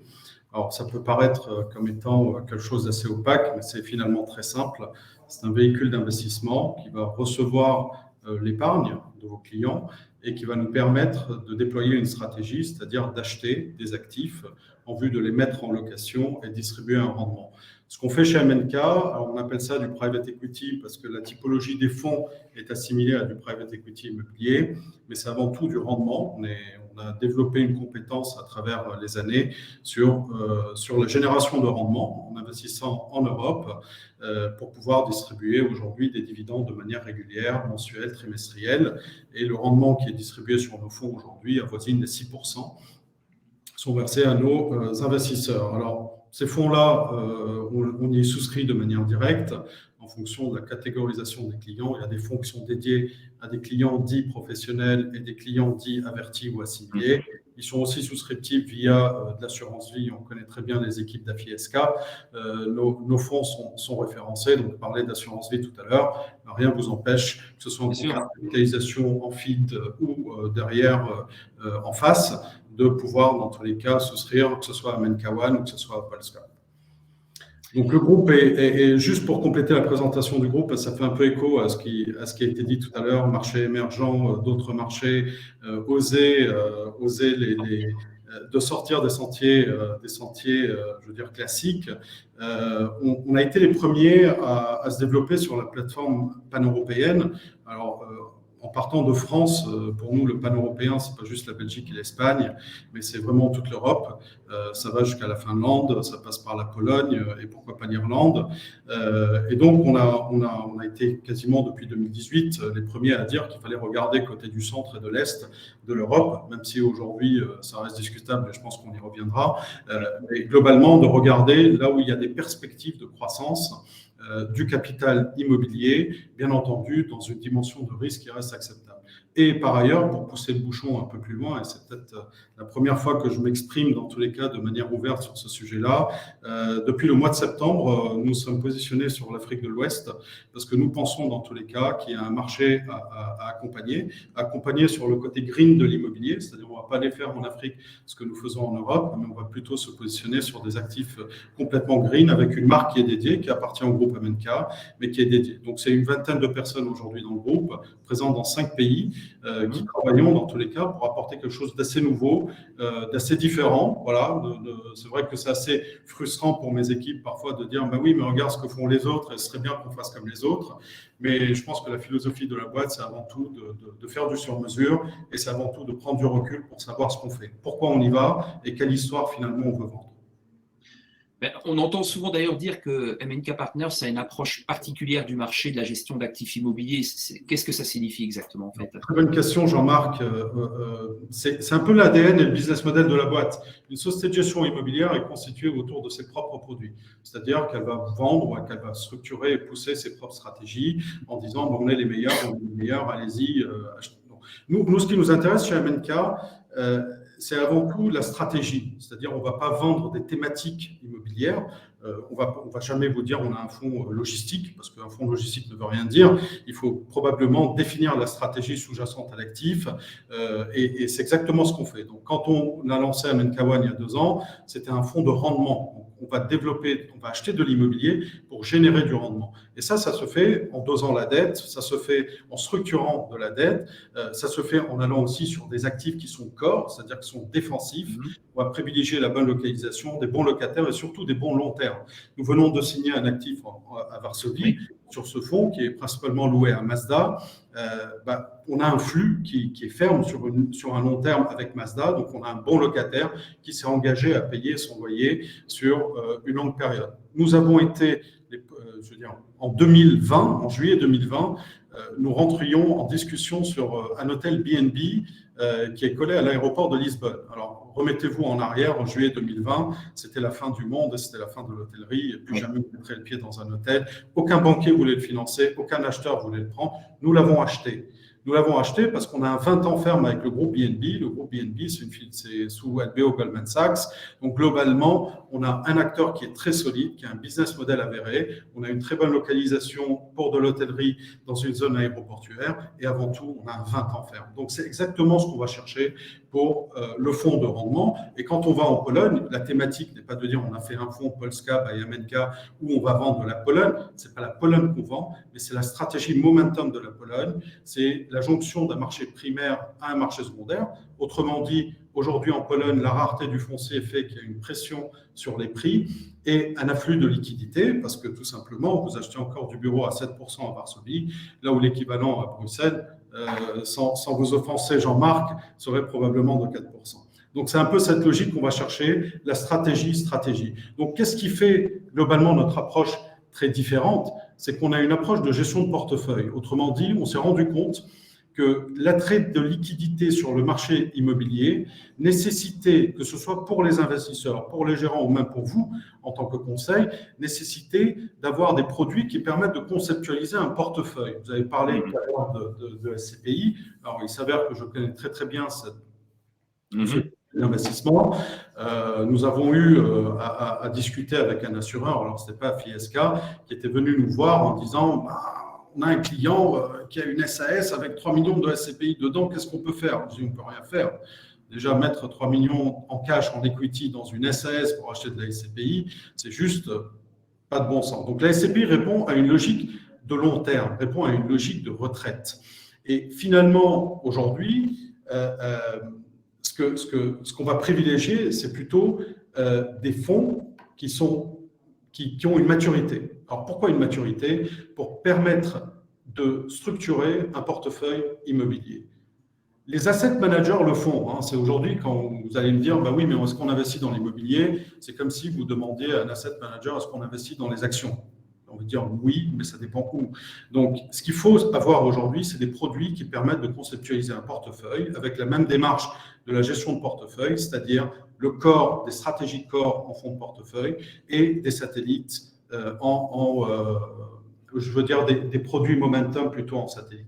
Et c'est cette logique qu'on met en place. Et c'est pour ça, et je terminerai là, que dans la gestion des feeds, parce qu'on fait aussi de la GSM immobilière, la gestion sous mandat immobilière via des feeds, on en a certains chez AFI-SK, ce qu'on va privilégier globalement, c'est une approche par le non coté, d'un côté, c'est-à-dire qu'on va prendre des fonds de private equity, et ils l'ont dit tout à l'heure, qui vont générer ce rendement et pouvoir avoir ce retour, et la diversification qu'on amène, c'est-à-dire cette architecture ouverte. On ne va pas prendre que nos produits Amenka, mais il nous arrive de placer les produits de nos concurrents, et par ailleurs, constituer des poches de liquidité via de l'immobilier coté, et on en reparlera certainement tout à l'heure. Juste, Core, je rappelle, une grande partie de nos participants n'ont pas la culture financière. Core, ça veut dire en immobilier? Alors, Core, c'est vrai que c'est un terme qui est barbare. Hein. Dans l'immobilier qui est aujourd'hui, quand vous tapez sur Google, stratégie immobilière, vous en avez 4. On n'est pas très inventif pour l'instant. Il y a le Core. Le Core étant ce qui peut être considéré comme défensif. C'est-à-dire, on va aller sur une bonne localisation, un bon locataire, des beaux long termes et à privilégier un endettement pas très agressif. Donc, ça, c'est globalement, c'est des actifs qui permettent, qui ont une profondeur de marché, qui permettent de générer un peu plus de liquidité que d'autres actifs, avec un rendement, avec un risque plutôt, qui reste certes existant, parce qu'il n'y a pas de zéro risque, ça n'existe pas, mais qui a un risque, dans tous les cas, sont tout assez limités. Après le Core, vous avez le Core Plus. Notre fonds sur la Pologne est un Core Plus. Pourquoi? On va aller chercher un peu plus de risques pour chercher une valorisation du capital à moyen et long terme.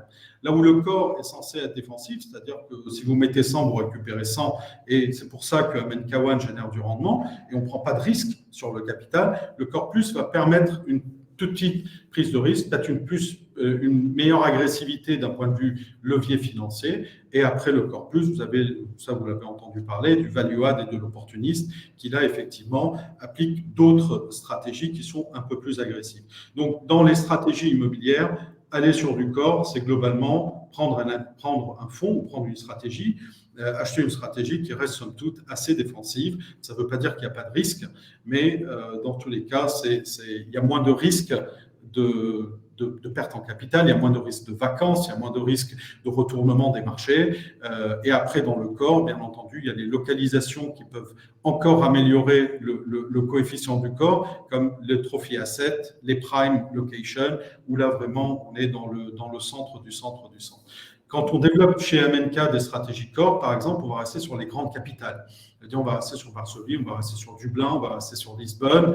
On est en train de regarder Madrid actuellement. On pourrait regarder Francfort. Et effectivement, pour nous, c'est ces grandes capitales qui ont des volumes de transactions très élevés, donc une liquidité plus importante et qui vont permettre, tout en allant chercher les bons locataires et des bons long termes, de développer cette stratégie.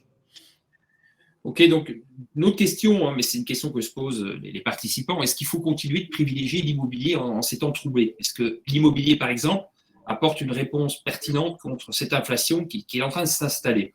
Et cette instabilité financière globale, ton avis concrètement par rapport à ça également, au sens large? Oui, alors l'immobilier s'investit sur du long terme. Hein. On ne fait pas d'immobilier, je veux dire, on ne change pas de cap au bout d'un an ou parce qu'il y a une crise ou parce qu'il y a un retournement.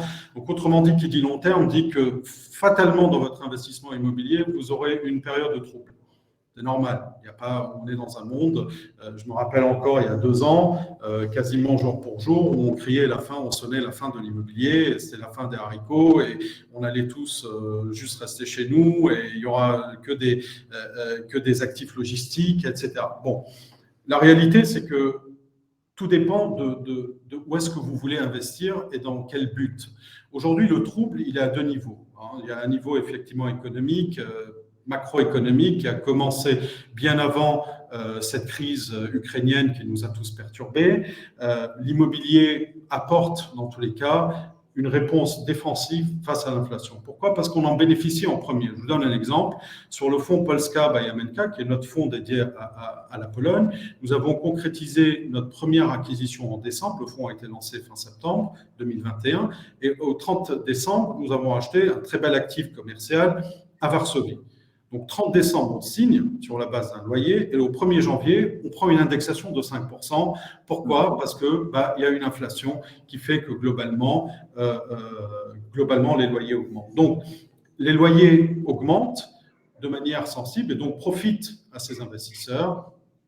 Et bien entendu, là où on pourrait attendre, c'est-à-dire que si l'inflation continuait, et qu'on a parlé tout à l'heure de récession, on a parlé de stagflation, et que si on rentrait dans des zones de récession très intenses, on pourrait craindre effectivement un défaut par le locataire. Non pas un défaut par l'immobilier, mais finalement, vous savez, moi je dis toujours que dans les immeubles, quelle qu'ils soient leur destination, il y a des êtres humains.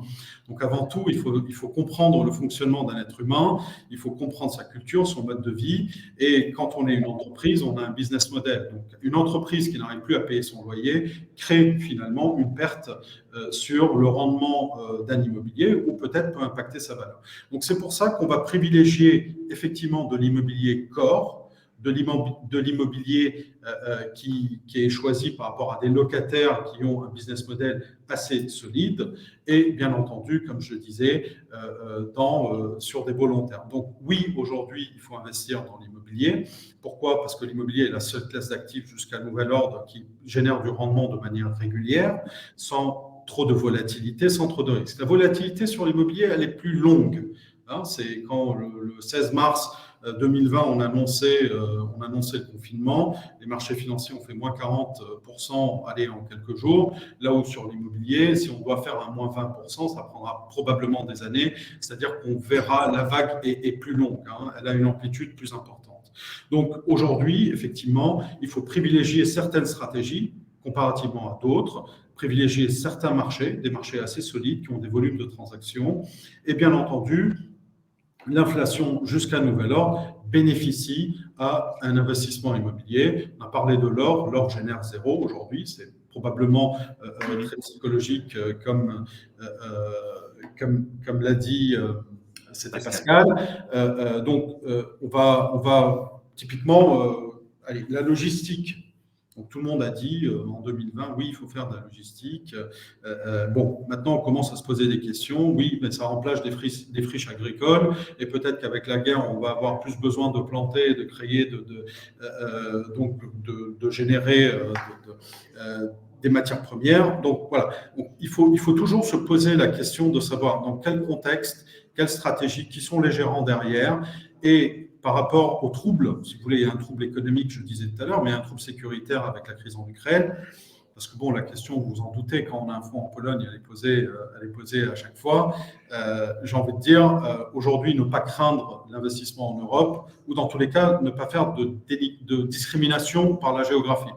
Investir en Pologne n'est pas plus dangereux aujourd'hui que d'investir en Irlande si on part du principe que l'Union européenne va être attaquée par les Russes. À ce moment, autant dire on arrête d'investir dans l'immobilier.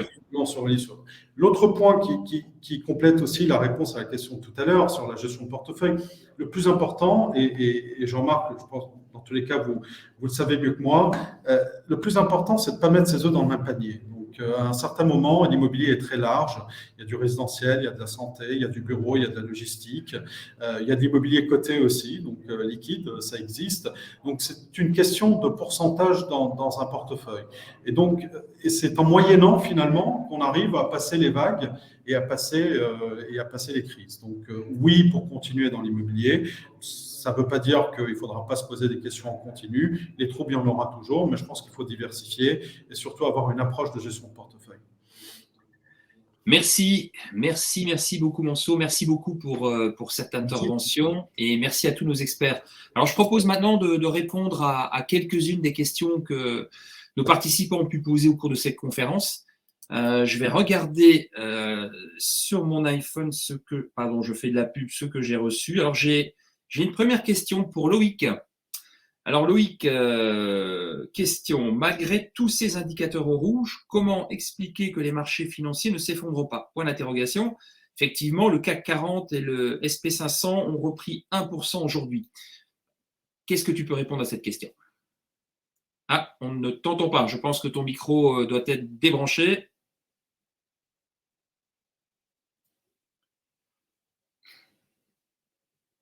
Toujours pas de son, malheureusement. Alors, je vais peut-être poser une petite question. Bon, voilà, ça y est. Ah, ça y est, c'est bon, vas-y. Mais j'ai très bien entendu ta question, Jean-Marc. Donc, oui, c'est une bonne remarque. Alors, il faut bien voir l'indicateur de courbe de taux et un indicateur avancé de récession qui a une portée on va dire, de 9 à 18 mois. Ça veut dire qu'il y a rarement un marché baissier immédiat quand on a une inversion de courbe des taux. On a souvent des phases où ça plafonne, un peu comme en 2000, un peu comme en 2007. Et ensuite, au bout d'un an, on entre vraiment en récession et dans le marché baissier dur. Je pense que pour l'instant, on n'y est pas encore.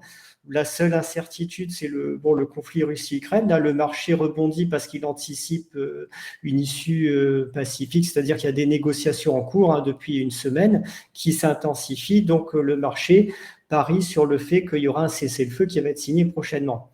C'est pas garanti, mais c'est le pari que fait le marché en ce moment, d'où le petit rebond. Mais l'indicateur dont je parle, il porte plus sur 2023 que sur l'immédiateté. Merci pour ta réponse, Loïc. Alors, j'ai une question de Bernard. Les CPI sont-elles encore sûres? On parle de l'immobilier professionnel, sous mandat de gestion, je dirais, au sens large. Donc, ça, c'est une question que je pose peut-être à MNK Partners. On va faire parler peut-être un peu Victor. Qu'est-ce que tu en penses? À toi, Victor. Ah, pas de micro. C'est bon. Voilà.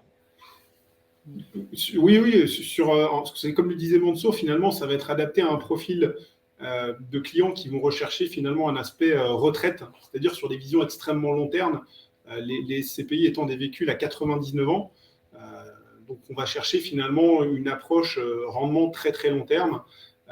Comme le disait Mansour, l'immobilier, que ce soit l'immobilier de bureau, n'est pas mort. On voit qu'il y a des stress qui arrivent sur les marchés. Et pour autant, voilà, l'immobilier, on parle tous de bureaux ou de maisons. On en a besoin pour étudier, on en a besoin pour se soigner. Et donc mécaniquement, je veux dire, l'immobilier a un bel avenir devant soi. Merci Victor. Alors, pour une petite question pour Gilles. Gilles, de la part de Julien, que je connais bien, dans la mesure où la BCE va limiter l'augmentation des taux à moyen terme, quel est le schéma pour maîtriser l'inflation galopante du coût des matières premières? Alors ça, c'est une question auquel on pourrait répondre de manière assez large, mais dans la mesure où la BCE va limiter l'augmentation des taux à moyen terme, quel est le schéma pour maîtriser l'inflation galopante du coût des matières premières?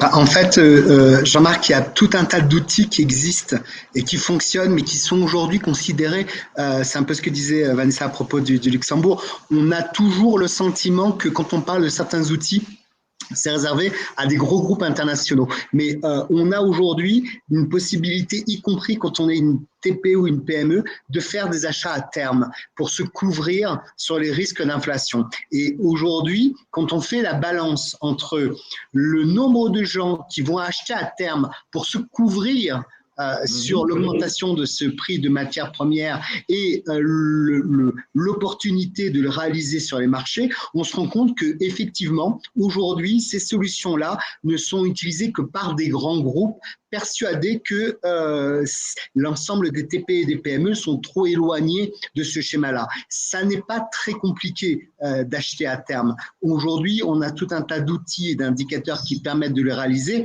et sans avoir à investir 500 000 $ ou $1 million ou $2 millions. Pareil d'ailleurs sur la couverture devise. Moi, des fois, je le vois avec certains clients qui sont des TPE, des PME, qui font des importations depuis les États-Unis, par exemple, qui représentent 500 000 $ par an, $1 million par an. Quand je leur dis, par exemple, qu'on peut se couvrir avec un swap, ils se disent, mais ça, c'est pas pour moi. C'est un grand groupe. Et ça fait partie des opportunités qui sont réalisables. Donc, aujourd'hui, notre seule et unique solution pragmatique pour anticiper l'augmentation des matières premières, mais qui, encore une fois, n'est pas liée que à ce conflit Ukraine-Russie, c'est la couverture à terme. Et ça, je l'encourage, y compris pour les tout petites structures. Mais je suis tout à fait d'accord avec toi. Dans mon entourage, j'ai des chefs d'entreprise, par exemple, qui importent de l'aluminium ou d'autres matières premières, et c'est un grand questionnement. Mais on a toujours le même problème avec beaucoup de patrons de petites boîtes ou de PME, TPE, mais également de particuliers de classe aisée, c'est qu'ils ne maîtrisent pas et ne connaissent pas des outils pourtant essentiels, accessibles à la majorité des personnes. Merci Gilles. Tu sais, Jean-Marc, c'est le sujet du conseil. Hein. Tu reviens sur le sujet du conseil. Moi, dans mon métier, je suis président de la Commission internationale de l'Ordre des experts comptables. Et dans nos métiers, on est censé être à proximité de nos clients. Mais comme pour les CGP, aujourd'hui, ce métier-là d'expertise comptable est trop restreint sur la partie nationale. Et dès qu'on est sur la partie internationale, on a l'impression que l'interlocuteur du quotidien, qui est l'expert comptable, n'est plus là. Et c'est dommage. Et nous, on encourage justement à utiliser l'ensemble de ces outils. Merci beaucoup. Petite question d'Henri, quel risque pour les fonds en euros? Est-ce qu'il y a un risque pour les fonds en euros, les fameux fonds en euros? Je rappelle qu'ils sont un petit peu sous l'égide de la loi Sapin, par exemple. Loïc peut-être, ou je ne sais pas qui pourrait répondre à cette question. Non, je vais débuter. Alors oui, il y a bien sûr un risque. Le fonds est garanti. L'euro, la valeur de l'euro, le pouvoir d'achat de l'euro n'est pas garanti. Donc si vous avez un fonds qui vous rapporte un intérêt symbolique, c'est-à-dire en ce moment, je pense qu'on est en dessous de 2% et ça baisse d'année en année puisque les taux longs sont à 0 et qu'on a dans le même temps une inflation à 5 ou 10%, bah, vous allez perdre en réalité, en monnaie réelle, à peu près 5 à 10% chaque année. Donc il y a un risque et en cas de grosse dévaluation de l'euro, le risque est encore plus grand. Même si le montant en euros est en théorie garanti, on ne peut pas du tout dire que le risque soit nul sur des fonds en euros. Oui, on parle bien ici d'ailleurs de l'intérêt, on en parlait tout à l'heure, de l'internationalisation de ces actifs. Par exemple, de se décorréler des cycles de crise, investir par exemple sous de l'immobilier dans une foncière non cotée, par exemple aux États-Unis, c'est investir sur une autre monnaie, c'est se décorréler de cycles de crise. Et donc, comme le disait l'adage de nos grands-mères, ne mets pas tous tes œufs dans le même panier. Une autre question également qui m'est posée, est-ce qu'il est risqué aujourd'hui d'emprunter? C'est une question qui revient assez fréquemment. Emprunter, est-ce que c'est risqué aujourd'hui? Allez, qui veut répondre? Peut-être monsieur, peut-être? Est-ce que vous faites appel à la dette bancaire, vous, assez fréquemment? Oui, effectivement, on fait appel à la dette bancaire. Il est risqué, il est toujours. En fin de compte, ça veut dire pour faire quoi? Si je prends de la dette aujourd'hui qui me coûte 2% et qui me rapporte, qui me permet d'investir dans quelque chose qui va me rapporter 7%, tout dépend du pourcentage de dette. Donc, si je mets mes dettes à 90%, à 80%, bon, aujourd'hui c'est plus 70-80 l'agressif, là effectivement on peut prendre un risque en cas de retournement des taux, ce qui est probablement le cas, de se retrouver avec des valeurs qui dévissent. Donc, s'endetter sur des taux moyens autour de 50% et jouer un effet de levier assez considérable. Dans tous les cas, nous pensons aujourd'hui que ça reste une démarche assez raisonnable et sur laquelle, dans tous les cas, on ne fait pas d'immobilier sans faire de dette, c'est juste une vue de l'esprit. Et l'immobilier a besoin, parce que c'est du long terme, a besoin dans tous les cas d'un effet de levier. Mais il faut savoir le doser, sinon, effectivement, on peut se retrouver dans des cas où on est soit en défaut, soit derrière, on perd de l'argent parce que les valeurs, effectivement, baissent. Ok, je rappelle que l'argent est gratuit aujourd'hui, il y a autant effectivement aujourd'hui épargner avec des taux d'intérêt négatifs et une inflation galopante, ça n'a plus de sens. Autant investir à crédit avec des taux bas, ça reste un bras de levier extrêmement intéressant. Pour autant que l'on maîtrise toute la chaîne, c'est-à-dire la fiscalité, le support, l'immobilier, ça reste du fondamental. Il faut que ça se loue, il faut que ça se revende. Voilà, c'est vraiment les bases. Autre question qui m'est posée également par Pierre, le Luxembourg ça a l'air très bien, mais concrètement à partir de quel montant on peut ouvrir un contrat de capitalisation quand on est une entreprise ou un particulier ou un contrat d'assurance vie dans une banque luxembourgeoise? Voilà, concrètement, c'est quoi le montant et qu'est-ce qu'il faut faire? Alors, ce qu'il faut faire, c'est très simple, puisque de toute façon, ouvrir un contrat de capitalisation, ouvrir un contrat d'assurance vie au Luxembourg ne nécessite pas beaucoup plus d'informations qu'un contrat en France. Les montants sont variables d'une compagnie à l'autre, et également du support que l'on va choisir. Audrey disait tout à l'heure qu'on propose au sein d'AFISCA Patrimoine des FID à 250 000 euros, des FIC à partir de 125 000 euros. On a des supports sur le FIC, donc c'est Serenity Life dont j'ai parlé tout à l'heure, à 3 000 euros. Et les contrats chez nous sont ouverts à 15 000 euros. Alors, une fois de plus, 15 000 euros Quand on s'oriente sur du Luxembourg, c'est aussi un objectif de diversification de son épargne, mais ça peut être donc intéressant pour une prise à date. Donc, on voit bien que les montants, et c'est ce que disait Gilles aussi tout à l'heure, les montants ne sont pas… il ne faut pas se faire une montagne des produits luxembourgeois. C'est accessible aujourd'hui, tant au niveau de la trésorerie d'entreprise que pour un particulier. On va démystifier un petit peu tout ça, donc, si j'ai bien compris. Tout à fait. La dernière question avant de clôturer, le temps passe. L'ubérisation des métiers du télétravail, par exemple, ne menace-t-elle pas l'immobilier de bureau? C'est Aurélien qui nous pose la question. C'est un sujet qui revient assez fréquemment, mais c'est une question qui mérite d'être posée, qui a inquiété beaucoup d'investisseurs. Et c'est vrai que quand on se balade dans Paris et qu'on voit ces vieux immeubles haussmanniens très jolis, mais obsolètes à louer, on peut se poser des questions. Toujours peut-être pour nos spécialistes de l'immobilier, Victor ou Mansour. Alors effectivement, je vais prendre la question, Jean-Marc, parce que c'est un sujet qui m'a fait sourire. Oui. Quand j'ai commencé à travailler il y a 22 ans, j'étais assis dans un bureau individuel et on fumait dans le bureau à l'époque. Donc ça, quand j'en parle à mes enfants aujourd'hui, ils me regardent avec des yeux de « papa, c'est pas possible ». Et depuis, le bureau a évolué. Donc je pense que, bien entendu, il y a un impact qui est induit par la crise sanitaire qu'on a connue. Mais est-ce que c'est la fin du bureau? Non, on ne le pense pas, parce que, comme je vous disais tout à l'heure, il y a des êtres humains derrière. Et est-ce que finalement, on travaillerait depuis chez nous? Vous savez, le télétravail n'est pas légiféré aujourd'hui. Donc je pense qu'il y a un no man's land juridique sur lequel personne n'a statué. Donc déjà, n'importe qui, en tant qu'employeur, peut se poser la question de savoir est-ce que finalement mon salarié ou mon employeur ou mon employé qui travaille depuis chez lui, est-ce qu'il est couvert par le secret professionnel? Est-ce qu'il couvre déjà le secret professionnel? Est-ce qu'il est couvert par les assurances, etc. Et au-delà de ça, je pense que c'est un mode de vie. Donc on a besoin de réinventer le bureau, et ça s'est fait au fur et à mesure des années. On n'a pas attendu le Covid pour se poser la question. On est passé globalement à l'open space, au flex office.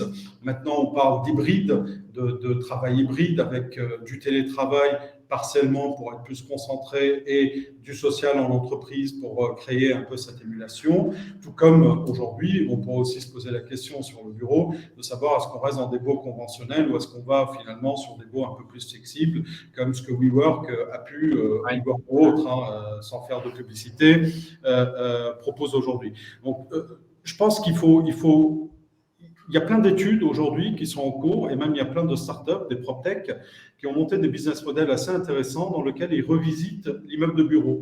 Et l'immeuble de bureau, c'est plus telle boîte, MNK Partners au deuxième étage, et donc le deuxième étage, c'est l'étage MNK Partners. Donc, on va plutôt se poser des questions sur le serviciel dans le bureau, donc qui va permettre finalement de créer des isolations par équipe ou individuelle. On va réfléchir sur la flexibilité. Aujourd'hui, avoir des salles de réunion pour 10 personnes ou 12 personnes dans un bureau, est-ce que ça fait du sens finalement? Est-ce que la réunion ne coûte pas cher? Donc, on va plutôt privilégier dans des immeubles de bureaux d'avoir des étages de réunion qui sont partagés pour pouvoir optimiser le coût. Donc, tout ça est en cours depuis des années et suit un cheminement qui est très intéressant. Maintenant, voilà, il y a eu plein de choses pendant le Covid qui ont été dites sur l'immobilier. Je ne sais plus qui a dit au début qu'il fallait prendre du recul par rapport aux choses. Je pense qu'il faut prendre beaucoup de recul. Les êtres humains ne changent pas aussi simple que ça. Ça veut dire aussi simplement, on ne change pas nos modes de vie. On a parlé des hôtels, ce n'est pas la fin des hôtels, ce n'est pas la fin du bureau. Tous ces actifs vont évoluer pour plus de services, pour plus d'accueil, pour plus de communauté et plus aussi d'individualité. Et c'est un peu le sens de l'histoire, je pense. Si je peux ajuster juste une chose aussi, on en revient aussi aux définitions des stratégies immobilières. À chaque stratégie immobilière est associé son couple rendement-risque. Mansour tout à l'heure parlait de prime, de core, de core plus, de value add. Je pense que cette question peut être aussi liée. J'entends par là aujourd'hui, alors sur l'immobilier de bureau parisien, on a quand même des taux de remplissage qui sont extrêmement importants. On est dans le cadre d'actifs core. Aujourd'hui, vous allez chercher des bureaux dans le 8e arrondissement à Paris. Bon courage pour en trouver. Ce qui, potentiellement, ne sera peut-être pas forcément la même chose. Je vais citer un exemple. J'espère qu'il n'y a pas de Nantais, mais sur des immeubles de bureaux qui seraient situés en 3e couronne de Nantes, par exemple. Donc, on en revient aussi à cette notion de stratégie et d'immobilier core. Vous avez un immeuble core qui est, par voie de conséquence, dans une capitale européenne intramuros. Vous aurez toujours finalement du locataire et une certaine attractivité, une certaine recherche versus être situé en troisième couronne d'une métropole régionale, ce qui n'est pas la même chose. Puis juste un dernier point également pour finir là-dessus. Microsoft avait, avant même le Covid, avait tenté des expériences justement en envoyant ses employés en télétravail et au final, ils sont revenus à 100% en présentiel au bureau. Voilà. Merci Victor pour toutes ces précisions. Je voudrais juste préciser, comme pour l'immobilier, effectivement, où je ne pense pas qu'il y ait une crise, on en aura toujours besoin. On a besoin du bâti, tout comme, bon, c'est vrai qu'on parlait des fonds infrastructures. L'infrastructure, on ne peut pas s'en passer. On a besoin d'écoles, on a besoin d'infrastructures, nos portables, il y a les ordinateurs, il y a de l'infra derrière. C'est des choses où, au jour d'aujourd'hui, notre mode de vie fait que ça fait partie des basiques. À moins de changer totalement notre moyen de vivre et notre mode de consommation, ce que je ne pense pas, ça fait partie des incontournables. Et c'est aussi pour ça qu'en diversifiant, on peut se permettre de s'asseoir sur des choses où on sait qu'à moyen et long terme, c'est pérenne. Voilà, je dirais juste ça. Merci Audrey. Avant de conclure, je ne sais pas si vous avez encore des questions peut-être entre invités à vous poser peut-être. Profitons-en avant de boucler. On est bon, l'heure avance. Alors voilà, malheureusement, comme je le disais, le temps défile très vite. Ce qui nous rappelle d'ailleurs que le temps est bien le plus précieux que nous ayons, bien devant l'argent. Donc, on arrive à terme. Moi, je vous rappelle à tous, en tout cas, particuliers et entreprises, que nous sommes à votre entière disposition pour amorcer ensemble une stratégie de résilience sur votre patrimoine. Vous pouvez nous retrouver sur les réseaux sociaux, mais aussi sur notre site financière-investissement.fr. En tout cas, je vous dis à très bientôt pour nos prochaines conférences sur la thématique d'ailleurs de l'optimisation des revenus, de la fiscalité et de la retraite pour les professions médicales en BNC, structuration de société, etc. Il y aura un sujet très intéressant. Et je vous souhaite à tous une très belle fin de journée. Et encore merci à tous nos invités d'avoir consacré du temps. À bientôt. Merci Jean-Marc. Merci à tous. Merci Jean-Marc. Au revoir à tous et bonne soirée. Je vois qu'on est toujours